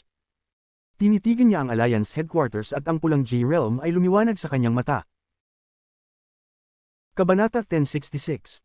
Kasabay nito, sa loob ng Brilliant Void Realm, ang matandang nakapansin kay Wang Lin noon ay nagpakita ng isang komplikadong ekspresyon. Umiling siya habang humakbang pasulong, at ang kanyang tingin ay nahulog sa walang malasakit na Brilliant Void Saintess, si Mubing Mei. Ang iyong ikasyam na avatar ay nawasak dahil sa isang kalamidad. Bakit ka pa nagtatago kahit dumating na ang kapahamakan? Ang magandang babae na may malamig na ekspresyon ay ibinaba ang kanyang ulo at nag-isip. Dahil ang ika-9 na avatar na iyon ay nawasak dahil sa kanya, kahit gaano mo pa ito iwasan, kailangan mo pa rin itong harapin sa huli. Noong nailigtas mo ang batang babaeng iyon, si Joru, alam na ng matandang ito na ang iyong isip ay magulo dahil sa ika-9 na avatar. Napabuntong hininga ang matanda habang nakatingin sa kawalan. Tandaan, ikaw ang Brilliant Void Saintess, Mubing Mei, hindi si Liu Mei mula sa planetang Suzaku, na may anak na may ordinaryong cultivator. Responsable ka sa pagsasagawa ng misyon ng Brilliant Void Realm at responsable sa pagtatanggol laban sa mga tao mula sa labas ng selyadong kaharian. Ang hangganan sa pagitan ng panloob at panlabas na kaharian ay magbubukas sa lalong madaling panahon. Hindi siya isang ordinaryong cultivator. Bago matapos ang matanda, ang walang malasakit na babae ay nagangat ng ulo at mahinahong nagsalita. Ang maganda niyang mukha ay sapat na para magpatibok ng puso ng sinuman at handang gawin ang lahat para sa kanya. Ikaw. Matigas pa rin ba ang ulo mo sa ilusyon na iyon? Kumunat ang noo ng matanda. Sinasabi ko lang sa iyo na hindi siya isang ordinaryong cultivator. Kalmado pa rin ang boses ng babaeng walang pakialam, ngunit medyo mabigat ang tono nito. Sige. Kahit na hindi siya isang ordinaryong cultivator, kahit na ang kanyang isip ay nakapasok dito sa pamamagitan ng hindi kilalang pamamaraan, kahit na naabot niya ang rurok ng ikalawang hakbang, ano? Ang matanda ay nagpahayag ng isang hitsura ng paghamak. Sa huli, cultivator pa rin siya. Hindi alam ng matandang ito na ang munting cultivator na ito na binanggit niya ay isang taong nakaligtas sa paggising ng Vermilion Bird, at ang Vermilion Bird Divine Sect ay paprotektahan siya ng buong lakas. Hindi rin niya alam na ang munting cultivator na ito ay may dugo ng isang sinaunang Diyos. Hindi ito kapangyarihang minana niya. Nakuha niya ito pagkatapos bumagsak ang sariling katawan, at binago niya ito batay sa mga alaala ni Tusi. Ang katawan na ito ang ugat ng kanyang bloodline. Hindi rin niya alam na ang munting cultivator na ito ay may langit na lumalaban sa butil. Tumingin ang magandang babae sa matandang lalaki at mahinahong sinabi, minsan ka lang cultivator. Isang mapait na ngiti ang ipinakita ng matanda at saglit na hindi alam ang sasabihin.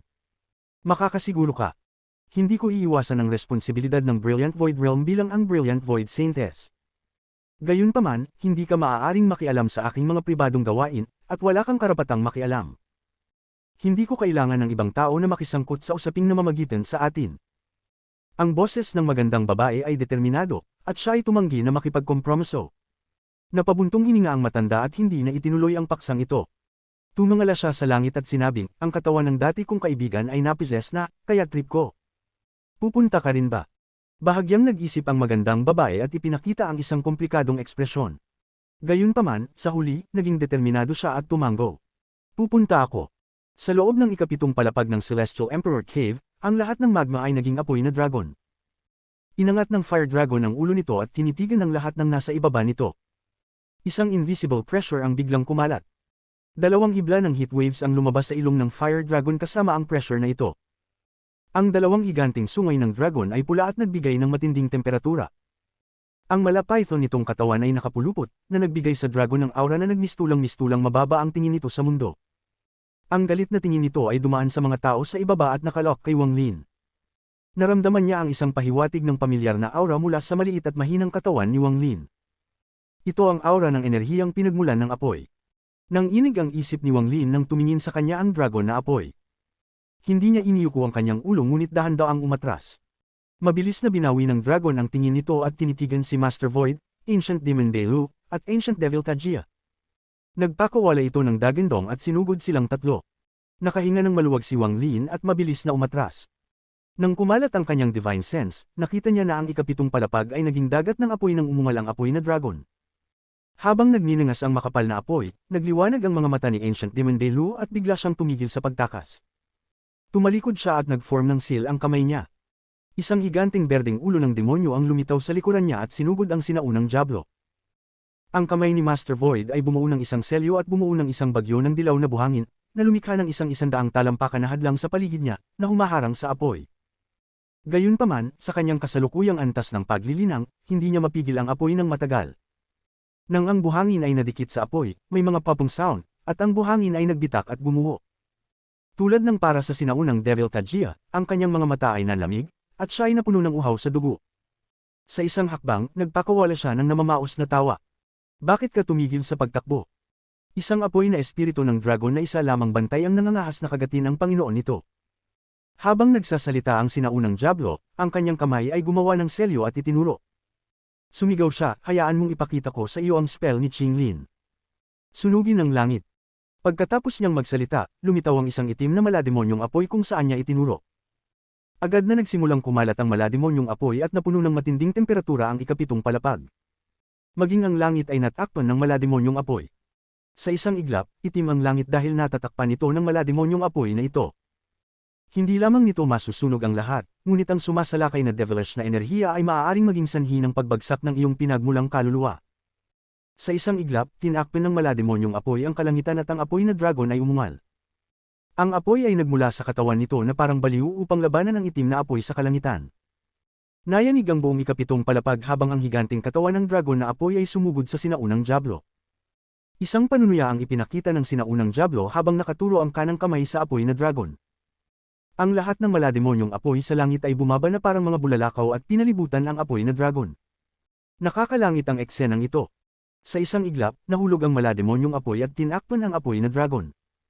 Sa sandaling ito, tila ang apoy na dragon ay naglalabas ng napakalaking demonyong enerhiya. Ang mga alon ng galit at masakit na dagindong ay umalingaw mula sa apoy na dragon, at nagpupumilit itong maningil sa sinaunang diablo. Gayunpaman, nang ito ay malapit na, ang kanang kamay ni Tajia ay pinindot pababa, na lumikha ng isang hindi nakikitang puwersa. Nang ang dragon na apoy ay nasa loob ng 100 talampakan mula sa kanya, nahuli ni Tajia ang dragon na apoy. Kahit anong hirap at pag-ungol ng fire dragon, hindi ito makatakas. Dahil dito, humigop ng malamig na hangin ang sinaunang demonyo na si Beilu. Maaari mong gamitin ang avatar ni Qinglin at ang hindi nakikitang puwersa sa kanyang katawan. Nabigla si Beilu sa sitwasyon. Malinaw niyang alam na ang ibig sabihin nito ay ang pag-aari ni Ancient Devil Tajia ay naging isa sa isip. Ibinigay ng sinaunang Demon Beilu ang lahat ng intensyon ng pag-atake, isang mapait na pakiramdam na lumitaw sa kanyang puso. Naunawaan niya na sa sarili niyang lakas, kahit natulungan niya ang lahat, wala na silang kapangyarihang baguhin ang katotohanang ang katawan ni Qinglin ay may nagmamay-ari na. Ang diablo na ito ay handang magbayad ng anumang halaga at nakipag-away kay Qinglin sa loob ng kanyang katawan sa hindi mabilang na taon. Ang lahat ng ito ay para sa mga alaala ni Qinglin at sa kanyang paglilinang, ngunit higit sa lahat, ito ay para sa katawan na ito. Hinawakan ng sinaunang diablo ang apoy na dragon habang umuusad ito, at mayabang na tawa ang lumabas sa kanyang bibig. Sinaunang demonyo, ikaw at ako ay malaking magkaaway sa labas, ngunit ngayon ay isa ka ng langgam sa harapan ko. Sa sandaling ganap na masakop ng diablo na ito ang katawan ni Qinglin, pagmamay-ari ko ang katawan na pinino ni Qinglin sa hindi mabilang na taon. Isang katawan na kayang lumabag sa lahat ng batas. Isang katawan na kayang pumasok sa kahit saang lugar. Sa katawan na ito, matutuntun ko ang mga yapot ng aking mga ninuno at maging isang siyam na star na sinaunang demonyo. Kapag naabot ko na ang 9 stars, mapapasok ko na ang sinaunang Devil Tower Ruin at makuha ang tunay na kapangyarihan ng mga ninuno. Umalingaw-ngaw ang galit na tawa ni Ancient Devil Tajia. Nagpumiglas ang apoy na dragon na umatras. Gayunpaman, ito ay itinapon ni Tajia. Ang spell ni Qinglin, sunugin ng langit, pakuluan ng karagatan. Ang malademonyong apoy sa mga mata ni Tajia ay biglang gumalaw at ang ikapitong palapag ay napuno ng malademonyong enerhiya. Ang devilish energy na ito ay sobrang siksik, tila ito ay corporeal. Pagkatapos, sa isang kisap mata, ito ay naging malademonyong karagatan. Habang humahampas ang alon, ang mga mata ni Wang Lin ay napuno ng pagkabigla at siya ay nakulong sa loob ng karagatan. Hindi lang siya, kundi si Master Void ay nakulong din sa loob ng karagatan. Kahit ang sinaunang demonyo na si Beilu ay hindi nakatakas. Sa di kalayuan, umaatungal ang apoy na dragon sa loob ng karagatan, ngunit may takot sa mga mata nito. Habang nagsasalita ang Ancient Devil Tajia, nagsimulang kumulo ang karagatang nabuo ng devilish energy. Ang malademonyong gas ay lumutang sa hangin at lumitaw ang mga bulas sa rumaragasang karagatan dahil sa pag-abot nito sa hindi maisip na temperatura. Itong burn the heavens, boil the oceans ay magpapakulo sa karagatan hanggang sa tuluyang mawala. Ito rin ang naging dahilan upang ang mga taong nakulong sa loob ay hindi makalaban.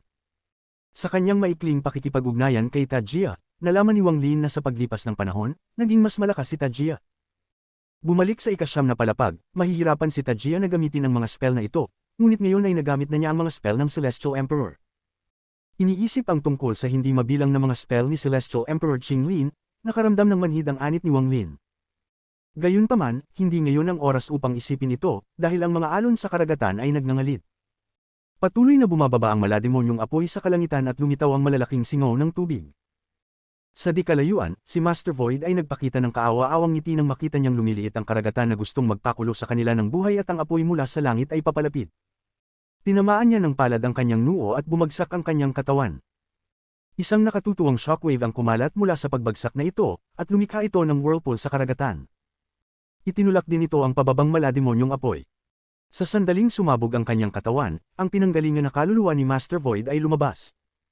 Kabanata 1067. Masyadong delikado ang krisis na ito.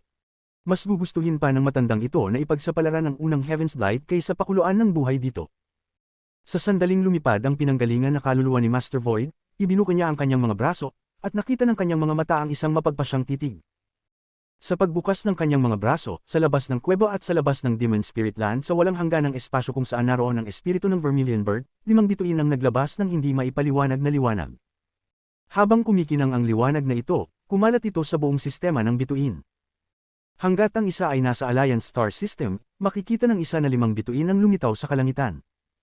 Araw man o gabi, ang liwanag mula sa 5 bituin ay makikita sa lahat ng dako. Pagkatapos ang isa sa mga bituin ay kumikinang ng maliwanag at tinakpan ang natitirang 4 na bituin. Pagkatapos, nang ang liwanag ay umabot sa tuktok nito, ang bituin ay biglang nahulog sa kawalan. Ang matandang lalaki mula sa Brilliant Void Realm at ang magandang babae ay gumagalaw sa mga bituin. Habang sumusulong sila, itinaas ng matanda ang kanyang ulo at mahinahong bamulong, may nakakaranas ng kanilang unang Heaven's Blight. Nahulog ang pinakamaliwanag sa 5 bituin. Ito ay napakabilis, mas mabilis kaysa sa sinumang cultivator.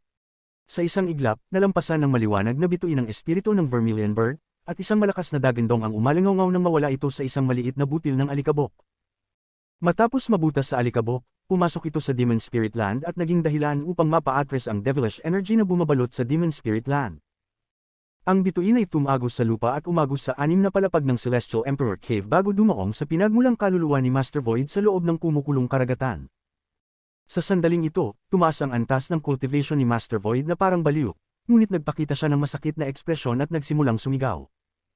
Sa pamamagitan ng paghiram ng kapangyarihan ng unang Heaven's Blight, hindi inaasahang nabasag ni Master Void ang malademonyong apoy sa kalangitan at umangkas. Ang kanyang pinagmulang kaluluwa ay mabilis na nagwawala sa ilalim ng liwanag ng bituin. Para sa isang Nirvana Shatterer Cultivator, ito ay simula pa lamang ng unang Heaven's Blight. Lalapit sana si Ancient Devil Tajia kay Master Void, ngunit nagliwanag ang kanyang mga mata at ibinaba niya ang kanyang kamay. Nararanasan niya ang kanyang unang Heaven's Blight habang malubhang nasugatan. Kung hindi siya mamamatay, maaari siyang maging isa sa mga nagkalat kong demonyo. Sa sandaling ito, sina Beilu, Wang Lin, at ang dragon na nakakulong pa rin sa kumukulong karagatan ay umabot sa kritikal na sandali. Ang spell ng Celestial Emperor at ang napakapangit na apoy ng demonyo ay umabot sa isang nakakatakot na antas. Mabilis na bumaba ang level ng karagatan at tumaas ng husto ang temperatura. Kahit na may Vermilion Bird ni Wing Lin at sinaunang Diyos na katawan, naramdaman niya ang sakit mula sa init. Gayunpaman, gaano man siya nagpupumiglas, hindi siya makasingil. Bumaba na ang malademonyong apoy sa karagatan, na naging dahilan ng pag-abot ng spell na ito sa tuktok. Naging balisa ang mga mata ni Wang Lin. Pumasok ang matinding init sa kanyang katawan, para siyang niluluto ng buhay, at pinalambot ang kanyang katawan. Sa sandaling ito ng krisis, nagpahayag si Wang Lin ng mapait na ekspresyon. Bihira siyang magkamali sa kanyang buhay, ngunit kailangan niyang aminin na mali ang pagkalkula niya sa pagkakataong ito. Kung umalis siya kasama sina Hu Huan at Wang Wei, hindi sana siya nasa ganoong panganib. Gayunpaman, kahit na, hindi pa rin sila makakatakas dito. Ang nakakatakot na sinaunang Diablo na si Tajia ay mahuhuli na at kailangan pa nilang harapin siya. Kahit na ano, pareho ang ending. Si Wang Lin ay dumaan sa panganib sa buong buhay niya, ito man ay nakaharap sa Blood Ancestor, sa pagtugis ng pamilya Yao, o sa Land of the Ancient God noong siya ay nasa core formation stage. Wala sa mga panahong iyon ang nakapagbigay kay Wang Lin, at ayaw din niyang sumuko ngayon. Gayunpaman, ang katotohanan ay malupit. Gayunpaman, hindi sapat ang lahat ng ito para gumuho o sumuko ang daon na puso ni Wang Lin. Lumiwanag ang mga mata ni Wang Lin. Nasa kanya pa rin ang heaven-defying bid. May pinanggalingan pa siya. Sa sandaling ito, ang karagatan ay halos ganap na nawala, na naiwan lamang ang malademonyong apoy. Parang gusto nitong sunugin ang lahat ng buhay sa loob nito hanggang sa mamatay. Ang dragon na apoy ay mahina, at ang katawan nito ay patuloy na lumiit. Maging ito ay hindi makayanin ng malademonyong apoy. Ang katawan ni Beilu ay napapaligiran ng napakalaking demonyong enerhiya, ngunit lahat ng ito ay walang saysay. Umalingaw-ngaw ang baliw na tawa ng sinaunang Diablo habang nakatitig sa malademonyong apoy. Sa kanyang balikat ay nakaupo ang isang maliit na tao. Ito ang pinanggalingan na kaluluwa ng lalaking nakaitim na lumiit na umupo doon. Pinalibutan ng Flame Dragon ang lalaking nakaitim. Habang nakatitig sa dragon na apoy, puno ng kasakiman ang kanyang mga mata.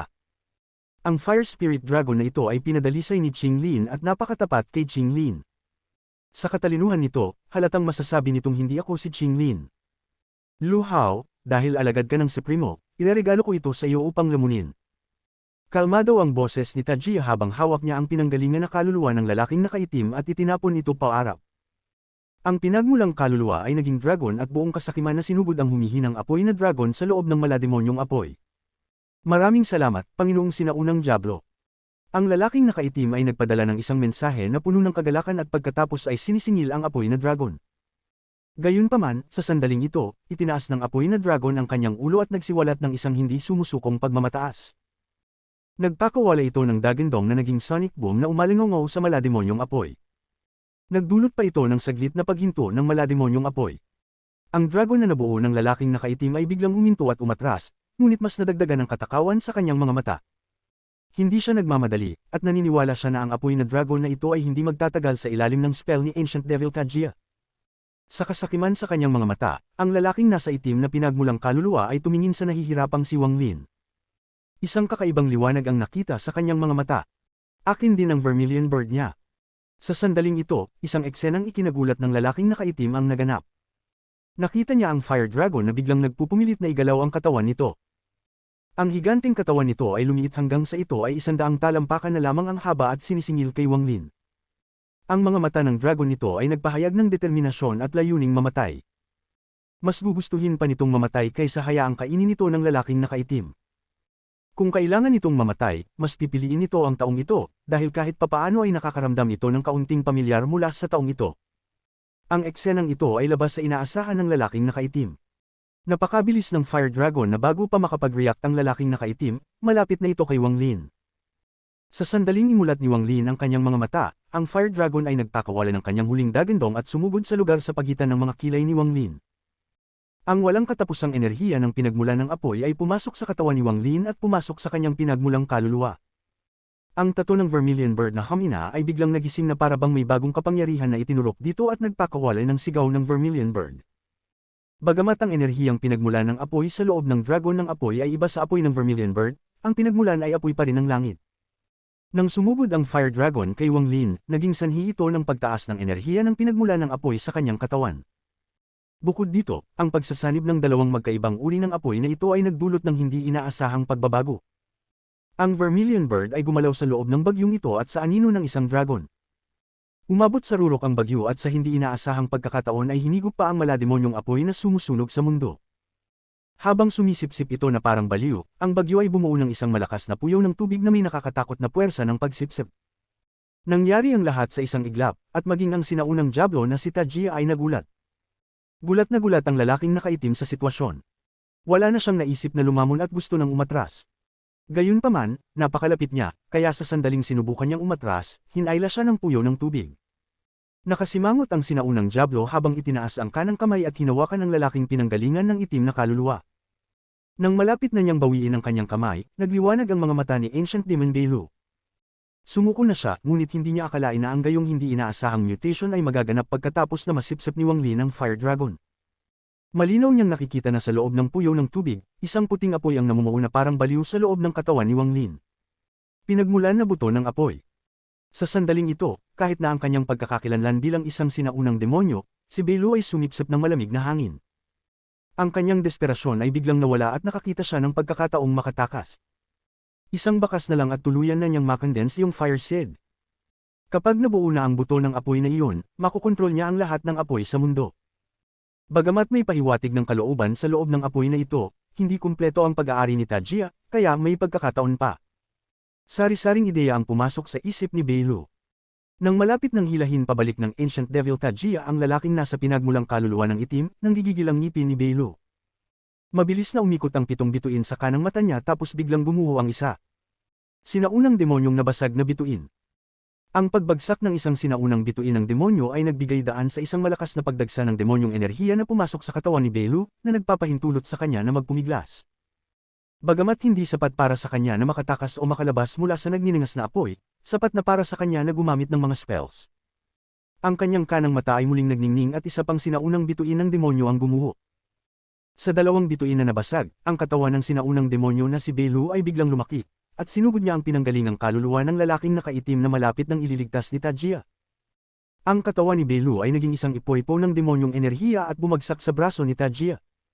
Kabanata 1068. Nagkaroon ng malakas na putok ng ang katawan ni Ancient Demon Belu ay nawalan ng maraming demonyong enerhiya, at lalo siyang nanghina. Gayunpaman, ginawa ito upang ang kaluluwa ng pinagmulang itim ay wala na sa hawak ng sinaunang Diablo. Takot na takot, ang lalaking nasa pinagmulan ng itim na kaluluwa ay malapit ng makatakas muli, ngunit ang kanang kamay ni Wang Lin ay inabot mula sa puyaw ng tubig at hinawakan siya.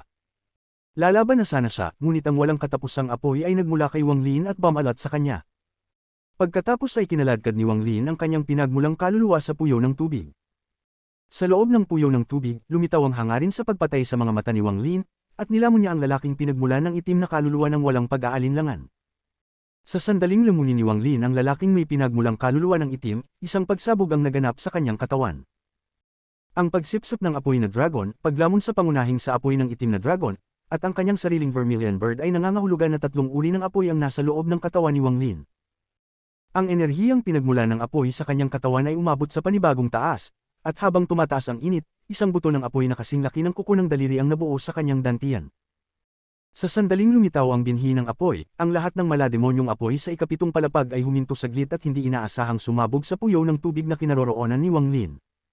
Napakabilis nito, at sa isang iglap, halos lahat ng ito ay napunta sa puyaw ng tubig. Diablo na apoy na dragon, at apoy na dragon, ang 3 uri ng enerhiya ng apoy na ito ay pinagsama sa Vermilion Bird. Ang Vermilion Bird ang pangunahing enerhiya at ang 3 ay pangalawa nang mangyari ang mutation ng apoy. Gayunpaman, hindi ito mahalaga. Pagkatapos ng malaking kapalarang ito, ang Vermilion Bird ni Wang Lin ay hindi inaasahang nagpakita ng mga senyales ng pangalawang paggising. Sa Vermilion Bird Divine Sect, ang bilang ng mga paggising ay tumutukoy sa pinakamataas na antas ng cultivation ng isang tao, at ito ang susi para maging ang Vermilion Bird Divine Emperor. Sa mahabang kasaysayan ng Vermilion Bird Divine Sect, kung maraming tao ang may isang paggising, lalabanan nila ito. Ang mananalo ay magiging banal na emperador at ang matatalo ay magiging matatanda. Gayunpaman, kung mayroong isang tao sa kanila na nakamit ang pangalawang paggising, hindi na kailangang lumaban. Ang Vermilion Bird Divine Emperor ay tiyak na ang taong ito. Tungkol naman sa ikatlong paggising. Hindi pa ito nangyari sa mahabang kasaysayan ng Vermilion Bird Divine Sect. Sa ngayon, ang puyaw ng tubig sa paligid ni Wang Lin ay naging napakapangit, na parang kayang suportahan ang mundo. Habang patuloy itong sumisipsip, lumabas ang isang firestorm mula sa puyaw ng tubig at isang hindi mailarawang firestorm ang lumabas mula sa bulkan. Ang mga kaluskos ay nagmula sa bakanan ng bulkan nang pumutok ang apoy, pagkatapos ay hindi mabilang na mga piraso ng bato ang nahulog at ang bulkan ay gumuho ng buo. Habang bumagsak ito, ang malaking bagyo ng apoy ay umakyat sa kalangitan, at ang matinding init ay bumangga sa kalangitan. Nagdulot ito ng isang butas na sumuntok mula sa ikapitong palapag hanggang sa ika-6 na palapag. Agad na lumitaw ang ika-6 na palapag sa harap ng lahat. Nasa ika-6 na palapag ang babaeng nakapink at ang magandang babae. Parehong nasa main hall ang dalawa nang maramdaman nila ang pag-angat ng lupa. Sa kanilang sindek, nakita nilang gumuho ang lupa, at lahat ng mga gusali at ang hindi mabilang na mga paghihigpit sa loob ay nabasag lahat. Ito ay tila katapusan ng mundo. Gayunpaman, ang bagyo ay hindi huminto. Nagpatuloy ito sa pag-charge. Sa isang kisap mata, tumagos ito sa ika-5 palapag, at gumuho ang buong ika-5 palapag. Si Wang Wei, nakakagising lang, at si Hu Huan ay hindi nag-atubili at agad na tumakbo palabas. Ang bagyong ito ng apoy ay nagpatuloy sa paglalakbay pataas pagkatapos na makapasok sa ika-5 palapag. Gumuho ang ika-4 na palapag. Tulala na tumitig si Sito Nan sa lahat ng ito at napabuntong hininga. Walang pag-aalinlangan, gumalaw siya kasama ng apoy. Ang ika-3 palapag ay gumuho. Gumuho ang ika-2 palapag. Ang napakalaking bagyo ay umabot sa unang palapag bago ito tuluyang huminto, ngunit hindi ito naglaho. Gayunpaman, ang apoy ay mabilis na lumala at ang walang katapusang bagyo ng apoy ay nawala sa isang figure sa loob ng kuweba. Walang apoy sa kanyang mga mata, ngunit ang kanyang katawan ay napapaligiran ng hindi nakikitang apoy. Kung titingnang mabuti, makikita nila na ang espasyo sa paligid ng Wang Lin ay tila na-distort, at ang iyong paningin ay naharang. Ang kanyang buhok ay ganap na nagbago. Isang ulo ng puting buhok ang damaloy habang si Wang Lin ay nagpakawala ng isang malaking hininga at kinuyam ang kanyang kamao. Sa likod niya, may lumitaw na Vermilion Bird. Ito ay hindi na pula, ngunit puti. Ang ganitong uri ng puti ay katulad ng nyebe, ngunit ang sinumang makakakita sa Vermilion Bird ay mararamdaman ng hindi mailarawang init sa loob. Ang puting Vermilion Bird ay umikot kay Wang Lin. Ito ay labis na ipinagmamalaki, na parang lahat ng iba pang mga nilalang sa mundo ay nasa ibaba nito. Habang umiikot ito kay Wang Lin, nagpakawala ito ng sigaw ng Vermilion Bird na maaaring tumagos sa kalangitan. Ang ikalawang paggising ng Vermilion Bird. Sa sandaling ito, ang buong mundo ay nanginig. Si Master Void ay nagtatago sa sulok ng ikaapat na palapag, nagpupumilit na makaligtas sa kanyang unang Heaven's Blight. Kapag nagtagumpay ako, hindi lamang ang aking mga pinsala ay gagaling, ngunit ang aking antas ng paglilinang ay tataas ng 12 ng beses. Kapag nangyari iyon, ang pagpatay sa Wang Lin na iyon ay magiging parang pagdurog ng langgam. Habang nagpupumiglas, pumasok sa kanyang tainga ang sigaw ng ikalawang paggising ng Vermilion Bird. Matapos magulat sandali, si Master Void ay napuno ng hindi paniniwala. Kung ito ang unang paggising, matatanggap niya ito, ngunit hindi niya akalain na posible ang pangalawang paggising. Malinaw niyang alam kung ano ang ibig sabihin ng ikalawang paggising, at alam niya na ang pagkakaiba sa pagitan ng una at ikalawang paggising ay parang pagkakaiba ng langit at lupa. Kung ang unang paggising ay magagawang protektahan siya ng buong Vermilion Bird Divine Sect, kung gayon ang pangalawang paggising ay sapat na para mabaliw ang buong Vermilion Bird Divine Sect.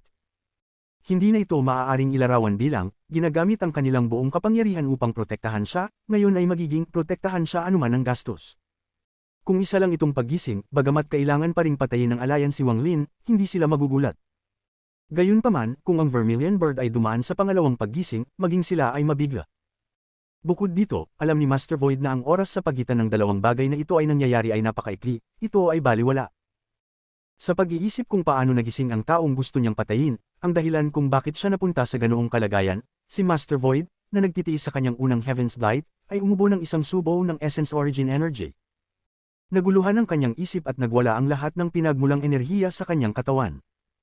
Ang unang palatandaan ng kabiguan ng kanyang unang Heaven's Blight ay lumitaw. Ang unang Heaven's Blight ay hindi mahuhulaan, at kadalasan ang kaunting pagbabago sa isip ng isang tao ay sapat na upang mabaigo ang isang tao. At kapag nabigo ka, ang resulta ay kamatayan. Sa sandaling ang Vermilion Bird ay dumaan sa ikalawang paggising, ang Vermilion Bird Spirit sa labas ng Demon Spirit Land ay nagpakawala ng parehong sigaw. Sa sandaling ito, nanlaki ang mga mata ng lahat ng miyembro ng Vermilion Bird Divine Sect. Ang anim na matatanda ng Nirvana Shatterer ay sumipsip ng malamig na hangin. Pangalawang paggising. Hindi niya inaasahang sinimulan niya ang pangalawang paggising pagkatapos ng maikling panahon. Darating ang pag-asa ng aking Vermilion Bird Divine Sect. Kung ligtas ang taong ito, babangon muli ang aking Vermilion Bird Sect. Sa kailaliman ng nasusunog na starfield kung saan matatagpuan ng Vermilion Bird Divine Sect, mayroong isang puting bato. Dito nakaupo ang Vermilion Bird Divine Emperor na nakaligtas sa hindi mabilang na taon. Sa sandaling ito, bigla niyang iminulat ang kanyang mga mata, at nagniningning ang mga ito na hindi kailanman. Pagkagising, ang kanyang hininga ay naging hindi matatag. Matapos magmuni-muni, sa hindi inaasahang pagkakataon ay sinubukan niyang bumangon, ngunit sa huli, ang kanyang lumang katawan ay hindi nagtagumpay. Wala na akong maraming oras na natitira. Sulit ang pagbibigay ng kaunting oras para sa miyembro ng clan na ito na nagising sa pangalawang pagkakataon. Bumantong hininga ang matanda at ipinikit ang kanyang mga mata. Sa sandaling nakapikit ang kanyang mga mata, isang hindi maisip na puwersa ng apoy ang lumabas sa kanyang katawan. Napakalakas nito na maging ang nasusunog na starfield ay nanginig. Parang guguho ang buong starfield, at umalingaw ang mga popong sound sa buong starfield. Pagkatapos ay dahan-daw ang lumutang ang isang pinagmulang kaluluwa mula sa matandang ito. Ang pinagmulang kaluluwa ay hindi mukhang luma. Ito ay sa isang nasa katanghaliang gulang na lalaki. Ibinaba niya ang kanyang ulo at tumingin sa kanyang katawan, at ang kanyang mga mata ay nagpahayag ng isang sinaunang tingin. Matagal na panahon na ang lumipas mula nang ang aking pinagmulang kaluluwa ay umalis sa aking katawan, umiling siya at humakbang. Isang puyaw ng tubig ang lumitaw sa dagat ng apoy sa harap niya. Humakbang siya sa puyaw ng tubig at saka nawala. Tungkol sa loob ng Celestia Emperor Cave, sa ikapitong palapag, tumingin si Tajia sa bagyo, at ang kanyang mga mata ay nagpakita ng seryosong ekspresyon sa unang pagkakataon. Wala siyang pakialam sa ikalawang paggising ng Vermilion Bird, ngunit nakaramdam siya ng hindi maipaliwanag na nakakatakot na aura mula sa sinaunang Diyos na ito. Ang Royal Bloodline na sinaunang Diyos at ang Vermilion Bird Divine Beast. Hindi inaasahang nagsama sila. Ngunit hindi yun mahalaga. Nang akmang aatake na ako para pigilan siya, bigla akong nakaramdam ng pagkabalisa. Ano pa ba ang meron siya? At sa sandaling ito, humiram ang sinaunang demon na si Beilu sa sandaling naganap ang pangalawang paggising ni Wang Lin upang makatakas kasama ng bagyo. Ayaw na niyang lumaban sa sinaunang demonyo at nakatutok sa pagtakas. Kailangan kong makaalis dito at mabilis na maabot ang panlabas na kaharian. Hindi ko kayang labanan si Tajia. Napakapait ng pakiramdam ni Belo. Masyado na siyang nawala sa pagkakataong ito. Kalahati ng kanyang sinaunang demonyong espiritong katawan ay nilamon, at upang makatakas ngayon, nabasag niya ang dalawang bituin. Gumalaw siya na parang ilaw habang diretsyong nag-charge. Nagliwanag ang mga mata ni Ancient Devil Tajia. Ang taong talagang hindi niya kayang bitawan ay ang sinaunang demonyong ito. Hindi na lang niya pinansin si Wang Lin at hinabol ang sinaunang demonyo. Habang lumilipas ang oras, mas mahusay niyang kontrolado ang katawan na ito. Ang bilis niya ngayon ay ilang beses nang mas mabilis kaysa dati, kaya agad niyang isinara ang distansya sa pagitan niya at ng Ancient Demon Belu. Kabanata 1069. Nag-igting si Belu at gumalaw, ngunit mas mabilis si Tajia. Nang makitang hindi siya makatakas, napakuyom si Belu at gumuho ang ikatlong sinaunang bituin ng demonyo. Nang hihiram sa lakas ng pagbagsak ng bituin, si Belu ay sumugod sa ika-6 na palapag at agad na ikinulong ang dalawang nakatakas na babae. Pamitik ang katawan niya at napapikit sa dalawang babae. Umabot ang malademonyong kuko niya sa dalagang nakapink. Ang babaeng nakapink na mukha ay namutla na walang dugo, ngunit hindi siya nagpanik. Sa sandaling sumara ang kuko ng sinaunang demonyo, lumiwanag ang marka ng snowflake sa pagitan ng kanyang mga kilay. May isang malakas na tunog ng pagsipol at pagkatapos ay isang snowstorm ang lumitaw sa harap ng batang babae na kulay rosas. Sa sandaling umabot ang kanang kamay ng sinaunang demonyo, bumangga ito sa bagyo ng nyebe, at napaatras ang kuko.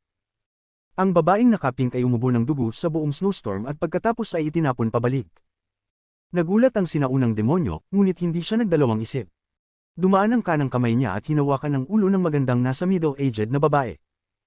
Salamat sa antas ng cultivation at spell ng sinaunang demonyo, ang nasugatan na magandang nasa katanghaliang gulang na babae na kagagaling lang ay hindi na makatiis. Ang demonyong enerhiya ay lumundag sa kanyang katawan at ganap na tinatakan ng lahat ng kanyang mga meridian. Sa sandaling ito, dumating ang Ancient Devil Tajia. Wala nang oras si Belu para mag-isip. Habang hawak niya ang magandang babae, bumungad sa kanyang mga mata ang isang demonyong glow. Pagkatapos ay gumawa ng selyo ang kaliwang kamay nito at itinuro ang katawan nito. Sa bawat pagturo niya, isang strand ng demonyong enerhiya ang pumapasok sa katawan niya. Sa isang kisap mata, nang inig ang katawan ng magandang babae, at ang mga daluyan ng dugo sa kanyang katawan ay tumawid, na bumubuo ng isang malaki, kakaibang rune. Sa sandaling pumasok si Ancient Devil Tajia, itinapon ng sinaunang Demon Belu ang magandang babae. Pagkatapos ay nagliwanag ang kanyang mga mata at sumigaw siya, pagbabago ng espiritu ng demonyo. Pagkatapos niyang magsalita, sumabog ang lahat ng mga daluyan ng dugo sa kanyang katawan. Ang kanyang katawan ay naging ambon ng dugo, at siya ay namatay. Gayunpaman, isang rune ang lumitaw sa kanyang gumuho na katawan at mabilis na hinigop ang kanyang laman. Hindi man lang nito ipinagkait ang kanyang wasak na pinagmulang kaluluwa. Matapos masipsip ang lahat, ang rune ay naglabas ng isang demonyong glow at lumipad patungo sa ikalimang palapag. Matapos gawin ng sinaunang demonyo ang lahat ng ito, naramdaman niya na parang nakakonsumo siya ng maraming enerhiya ng demonyo, at ang apat na natitirang bituin sa kanyang kanang mata ay malabo. Gayunpaman, hindi na niya sinubukang tumakbo. Sa halip, lumingon siya at tinitigan ng Ancient Devil Tajia na may kabaliwan sa kanyang mga mata. Kalimutan mo na. Susubukan kong bumili ng mas maraming oras para makatakas ang demonyong espiritu. Ang Demon Spirit Transformation ay ang spell na nagel iligtas buhay ng mga sinaunang demonyo, at hindi nila ito gagamitin maliban kung wala silang pagpipilian. Ang spell na ito ay may isang malaking kahinaan, na kailangan nilang gumamit ng isang miyembro ng hindi kabaro bilang isang pagan para ito ay magtagumpay. At kahit na ito ay nagtagumpay, ang isa ay mawawala ang karamihan sa kanilang paglilinang at magiging isang sira na espiritu. Napilitan si Belu sa bingit, at ginamit lang niya ang spell na ito dahil nakita niya ang dalawang babae. Sa sandaling ito, lumitaw ang kabaliwan sa kanyang mga mata, at ang mga sinaunang bituin ng demonyo sa kanyang kanang mata ay mabilis na umikot at pagkatapos ay bumagsak. 1, 2, 3, 4 na sinaunang bituin ng demonyo ay kumikinang ng maliwanag at lahat ay gumuho. Ang pagbagsak ng 4 na sinaunang bituin ng demonyo ay naging sanhi ng paglaki ng katawan ni Belu na parang baliw, at ang kabaliwan sa kanyang mga mata ay naging mas malakas. Isang mabangis na dagandong ang pinakawalan niya. Tajia, kahit hindi kita mapatay, gagawin ko ito para hindi na talaga magtatagumpay ang pag-aari mo. Lahat ng ito ay dahil pinilit mo ako. Ang sinaunang demon na si Belu ay sumimangot habang umuungal. Pagkatapos ang kanyang katawan ay kumikislap at lumiko mula 1 hanggang 2, pagkatapos ay naging 4, pagkatapos ay naging 8. Sa isang kisap mata, ang buong mundo ay napuno ng figure ni Ancient Demon Belu. Nang malapit na siya sa Ancient Devil Tajia, isang dumadagandong na dagandong ang umalingaw-ngaw. Pinili niyang sirain ang sarili. Mamatay siya para lang saktan si Tajia. Umalingaw-ngaw ang dumadagandong na dagandong sa kalangitan. Ang lahat ng mga avatar ng sinaunang demonyo ay gumuho, na bumubuo ng isang mapanirang shockwave na kumalat sa ikalimang palapag. Agad na gumuho ang buong ikapitong palapag. Nagpahayag ng galit ang babaeng nakaping, ngunit wala siyang oras para mag-isip. Sa sandaling sinugod ng sinaunang demonyo ang sinaunang Diablo at sumabog, agad siyang sumugod patungo sa ika-6 na palapag. Gayunpaman, bago siya makalayo, naramdaman niya ang hindi maisip na epekto sa likuran niya.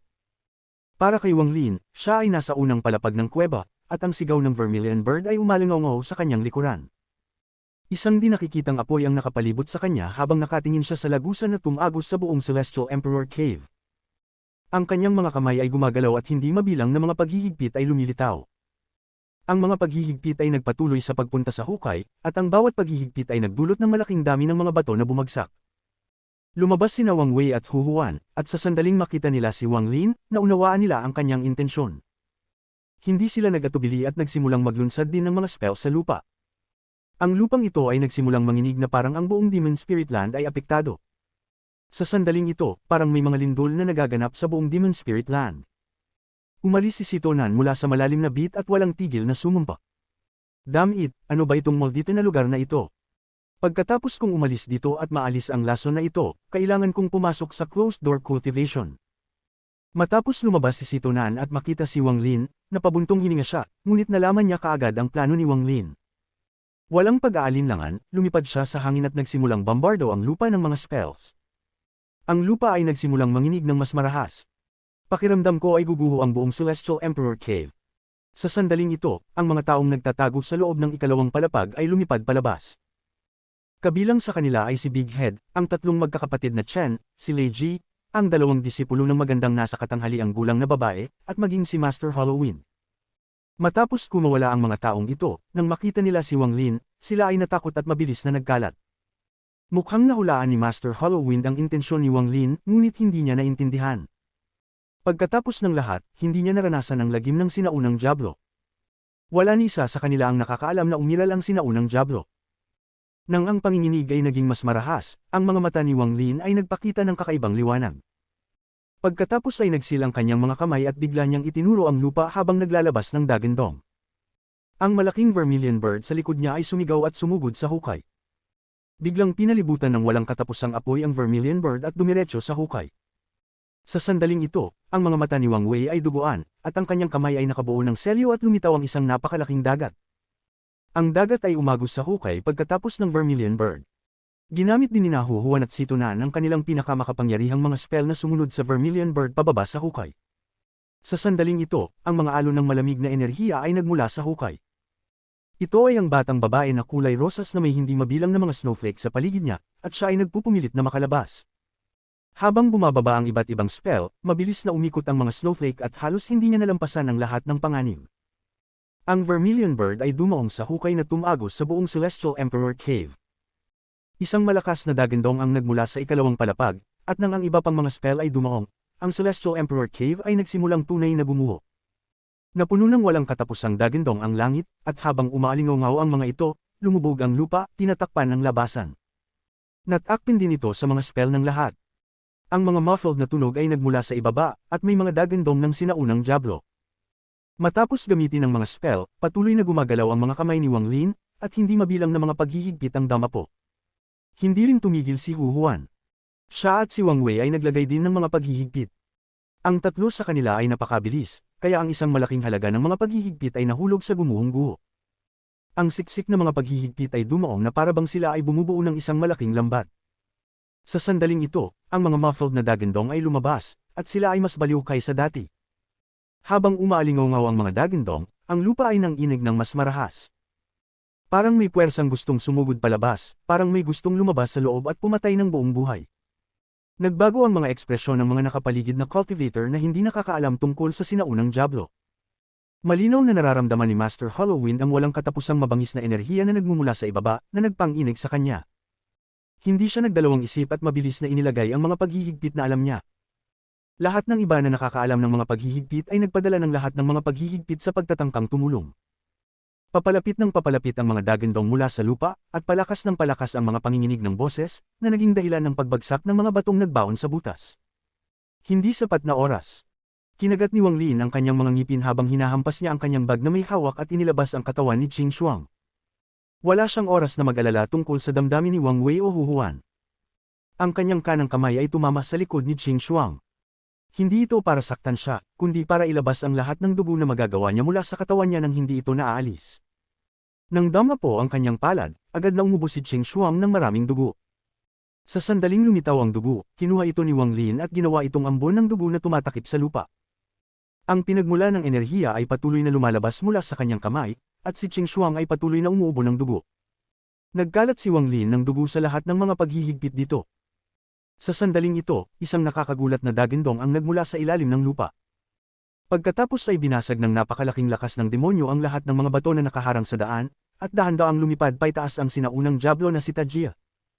Gayunpaman, ang malademonyong enerhiya na nagmamadaling umahan ay parang natutunaw na nyebe nang mahawakan nito ang mga paghihigpit. Ang kakaibang bahagi ay mayroong 4 na tao sa likod ng Ancient Devil Tajia. Ang All-Seer, Ling Tianhao, Master Void, at ang kakaibang humanoid na bagay mula sa gumuhong Celestial Burial Pool. Ang parang tao ay mukhang napakaamo at kalmado habang ito ay lumutang sa tabi ni Tajia. Para bang si Tajia ang may-ari nito. Sa sandaling makita ito ni Wang Lin, para siyang tinamaan ng kidlat. Dati, hindi niya ito iniugnay sa sinaunang demonyo, ngunit pagkatapos niyang makita ito, nahulaan niya. Kabanata 1070. Ang mga sinaunang Diyos ay may mga moongazer serpent sa kanilang mga katawan, at ang mga sinaunang demonyo ay may katulad na bagay.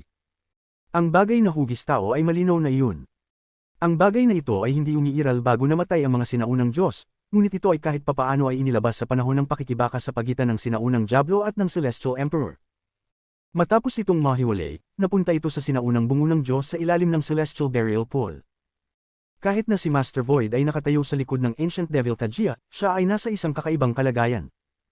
Ang kanyang mga mata ay puno ng kabaliwan at may rune sa kanyang noo na naglalabas ng malakas na enerhiyang demonyo. Malinaw na ito ay isang selyo, ngunit malinaw na nakikita ni Wang Lin ang puwersa ng buhay ni Master Void na mabilis na nawawala. Nasa bingit na siya ng kamatayan. Ang ekspresyon ni Ling Tianhao ay nagpakita ng isang masalimuot na tingin at hindi niya namamalayan na iniwasan ang tingin ni Wang Lin. Tumingin siya sa gilid at walang nakakaalam kung ano ang iniisip niya. Ang pinaka hindi mahuhulaan ay, syempre, ang All-Seer. Kalmado ang ekspresyon ng All-Seer, katulad noong pumasok siya sa kuweba. Maaliwalas ang kanyang mga mata, parang nakita niya ang lahat. Nang tumingin si Wang Lin sa kanya, ipinakita niya ang isang ngiti. Nang makita ni Wang Lin ang All-Seer at ang kumpanya ay lumitaw, nagpakawala siya ng isang buntong hininga. Alam niya na ang dugo sa mga paghihigpit ay makakaapekto lamang sa sinaunang Diablo na si Tajia at walang silbi sa lahat. Gayunpaman, ito ang unang palapag ng Celestial Emperor Cave, kaya hindi mahirap umalis. Pero sa hindi malamang dahilan, palagi niyang nararamdaman sa kanyang puso na may kakaiba sa lahat ng naranasan niya ngayon, ngunit hindi niya masabi kung ano ang mali. May pahiwatig na may masamang mangyayari. Nang makita niya ang All-Seer sa likod ng Ancient Devil Tajia, mas lumakas ang pakiramdam na iyon. Sa totoo lang, masyadong mabilis ang lahat ng nangyari para maisip niya.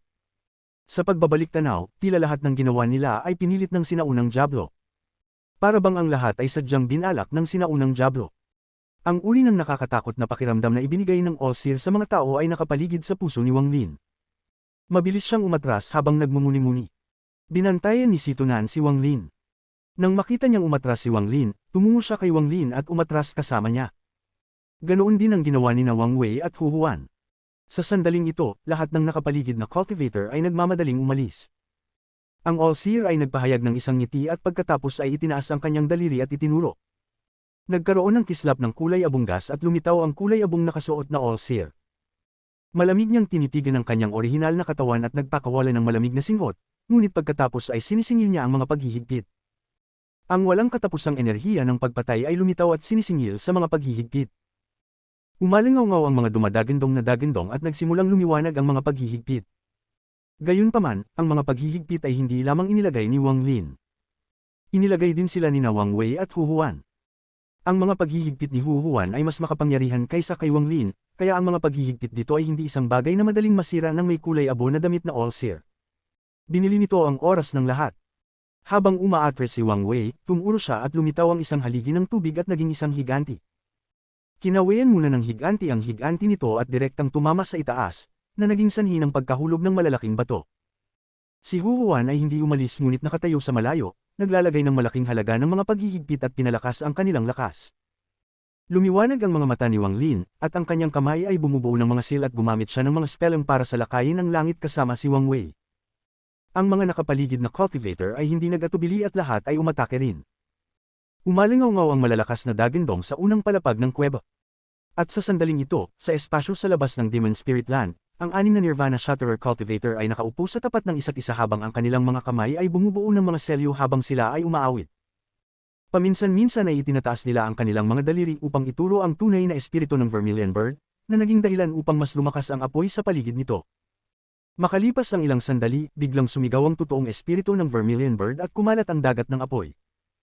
Walang epekto ang apoy sa mga miyembro ng Vermilion Bird Divine Sect, ngunit sisirain nila ang sinumang cultivator o anumang alikabok na hindi nakikita ng banal na kahulugan.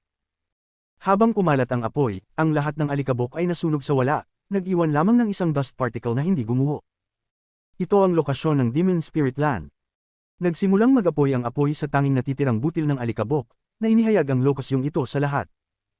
Ang tunay na espiritu ng Vermilion Bird ay sumigaw at sinisingil sa maliit na alikabok na ito. Umalingaw-ngaw ang walang katapusang mga dagindong habang ang tunay na espiritu ng Vermilion Bird ay nabasag sa selyo nitong dust particle. Tuwing nabangga ito, medyo lumuwag ang selyo.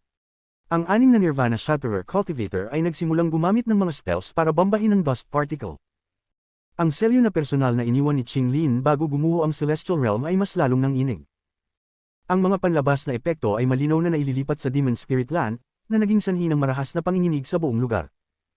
Maging ang mga tao sa loob ng kuweba ay malinaw na naramdaman ang mga panginginig na ito. Gayunpaman, walang nagbigay pansin sa kanila. Habang umaatake ang lahat, biglang gumuho ang harang sa pagitan ng Celestial Emperor Cave at ng Demon Spirit Land. Sa sandaling masira ang hadlang, ang nakakulay-kulay na All-Seer ay lumampas sa mga paghihigpit ni Huhuan. Mapatla ang mukha ni Huhuan nang hilahin siya ni Wang Wei pabalik, at umangkas sila palabas sa sirang harang. Lumabas ang sinaunang Devil Tajia.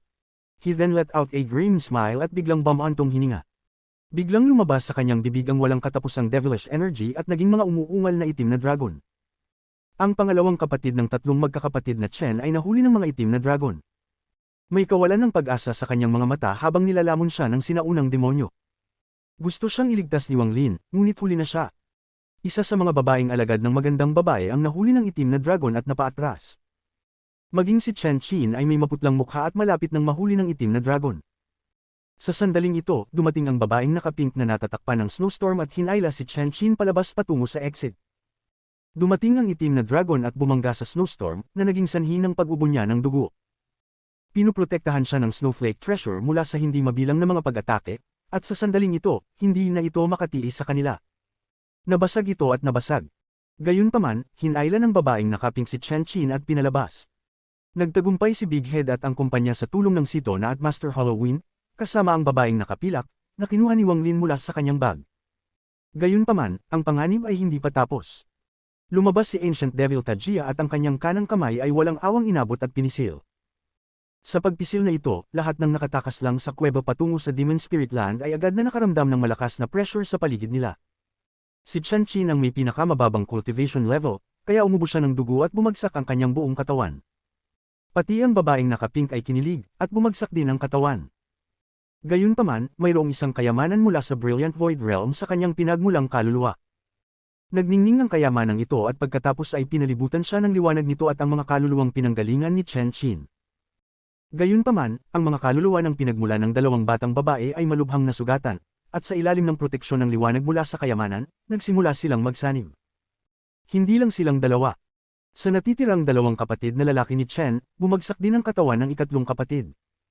Mabilis na nailigtas ni Master Yi Chen ang pinagmulang kaluluwa ng kanyang ikatlong kapatid at nakatakas. Bagamat ordinaryo ang cultivation ni Lei Ji, napakalakas ng kanyang pisikal na katawan, ngunit ang kalahati ng kanyang katawan ay gumuho. Ang natitirang kalahati ay nailigtas ni Big Head, na sa kabutihang palad ay walang napinsala sa sandaling ito ng krisis. Para naman kay Master Halloween at Situnan, parehong nasa Nirvana Cleanser stage, kaya habang sila ay malubhang nasugatan at umuubo ng dugo, ang kanilang mga katawan ay hindi bumagsak. Gayunpaman, naging kakaiba ang ekspresyon ni Situnan. Ang lason sa kanyang katawan ay naging aktibo dahil sa malubhang pinsala. Ang spell ng sinaunang Diablo sa orihinal ay maaaring mapuksa ang lahat dito. Ang dahilan kung bakit hindi ito nangyari ay dahil kay Wang Wei at Huhuan. Sa sandaling ginamit ng sinaunang Diablo ang spell, mabilis nilang ginamit ang sarili nilang spell para manghimasok, at nalabanan nila ang karamihan sa pag-atake. Ang dahilan kung bakit nila ito ginawa ay dahil alam nilang may mga tao dito na malapit kay Wang Lin. Kailangan nilang gantihan si Wang Lin. Nakatulong din si Wang Lin na labanan ang spell na ito. Ibinahagi niya ang dagok na ito kina Wang Wei at Hu Huan. Umubos siya ng dugo at sobrang hina. Ang kanyang pinagmulang kaluluwa ay malubhang nasugatan at nagsimulang mabilis na mawala. Bagamat mayroon siyang walang katapusang enerhiyang pinagmulan ng apoy sa loob ng kanyang katawan, hindi nito napigilan ang kanyang pinagmulang kaluluwa na mawala. Kahit na ang Ancient God Leather Armor ay wala nang magagawa laban sa mga patuloy na pinsalang ito. Pagkatapos ng lahat, ang kaaway ni Wang Lin ay isang sinaunang Diablo na nagmamay-ari sa katawan ni Qing Lin. Hindi nagatubili si Wang Lin at ininom ang pil na niregalo ni Wang Wei sa kanya. Dinurog niya ang tableta at nilagok yun. Ang pil na ito ay talagang mapaghimala. Ang kanyang pinagmulang kaluluwa ay huminto sa pagwawala at mabilis na gumaling. Masama rin ang mga ekspresyon ni Wang Wei at Hu Huan, at lumabas ang dugo sa mga sulok ng kanilang mga bibig. Ang mag-asawa ay nagpahayag ng mapait na ngiti, ngunit ang kanilang mga mata ay puno ng determinasyon. Wang Lin, gagamitin nating dalawa ang ating buhay para pigilan ang sinaunang Diablo. Kalimutan ang tungkol sa muling pagkabuhay na guro. Kung may pagkakataon ka sa hinaharap, iligtas si Qing Shuang para sa amin. Inabot ng kanang kamay ni Wang Wei ang walang laman sa harapan niya at may lumitaw na bitik at pagkatapos ay pinalabas niya si Joey. Masyadong mahaba ang buhay nating dalawa at maraming beses na tayong nakapasok sa kuweba. Gayunpaman, dahil sa iba't ibang dahilan, hindi kami naging close. Hindi ko inaasahan na mangyayari ang ganoong bagay kapag naging malapit na tayo, may komplikadong ekspresyon si Wang Wei. Sa sandaling ito, dahan-daang lumabas ang Ancient Devil Tajia mula sa barrier, at tumingala siya sa langit. May bakas ng excitement sa mga mata niya, at nagsimula siyang tumawa na parang baliw. Qing Lin, Qing Lin, upang maiwasan akong matagumpay na makatakas, ginawa mo ito upang hindi masira ng iyong katawan ng alinman sa mga paghihigpit sa kuweba. Ngunit ang Diablo na ito ay gumamit lamang ng isang ilusyon, at lahat ng mga taong ito na dumating upang iligtas ka ay nilabag ang lahat ng mga paghihigpit na itinakda mo upang pigilan ako. Naikuyom ni Ancient Devil Tajia ang kanyang kamao habang nakatingin sa mundong ito. Lalong lumakas ang pananabik sa kanyang mga mata. Pagkatapos niyang magsalita, biglang namutla ang mga mukha ni Wang Wei at Hu Huan. Napabuntong hininga si Wang Lin. Sa wakas ay naunawaan na niya ang masamang pakiramdam na nasa puso niya. Tumingin siya sa sinaunang demonyo at lumiit ang kanyang mga pupil. Ngayon hayaan mo akong ipakita sa iyo ang aking tunay na kapangyarihan. Itinaas ni Tajia ang kanang kamay habang tumatawa. Ang kanyang mga mata ay puno ng isang nakatutuwang dami ng uhaw sa dugo. Sa sandaling ito, ang buong mundo ay nanginig at maging ang langit ay nasira. Isang ilusyon ang lumitaw sa langit. Ito ang ilusyon ng isang palasyo sa loob ng dagat ng mga lilang bulaklak. Ancient Devil, masisira mo ang isa sa mga plano ng asawa ko, pero hindi mo alam na sa paglabas mo, papasukin mo ang pangalawang panuntunang itinakda ng asawa ko para sa iyo. Isang malamig at magandang boses ang umalingaw sa buong mundo. Isang babaeng nakaputi ang unti-unting lumabas mula sa ilusyonaryong palasyo na lumitaw sa kalangitan. Flower Imperial Concubine. Biglang tumingin si Wang Lin sa langit. Sa parehong sandali, ang selyo sa dust particle kung saan ang Demon Spirit Land ay lumuwag sa ilalim ng patuloy na pag-atake ng tunay na espiritu ng Vermilion Bird. Maaari itong masira anumang oras. Kasabay nito, ang isang batas na katulad ng pagbabago sa pagitan ng araw at gabi sa isang planeta ay nagniningning sa dust particle na kinaroroonan ng Demon Spirit Land. Dumating ito sa pagsikat ng araw.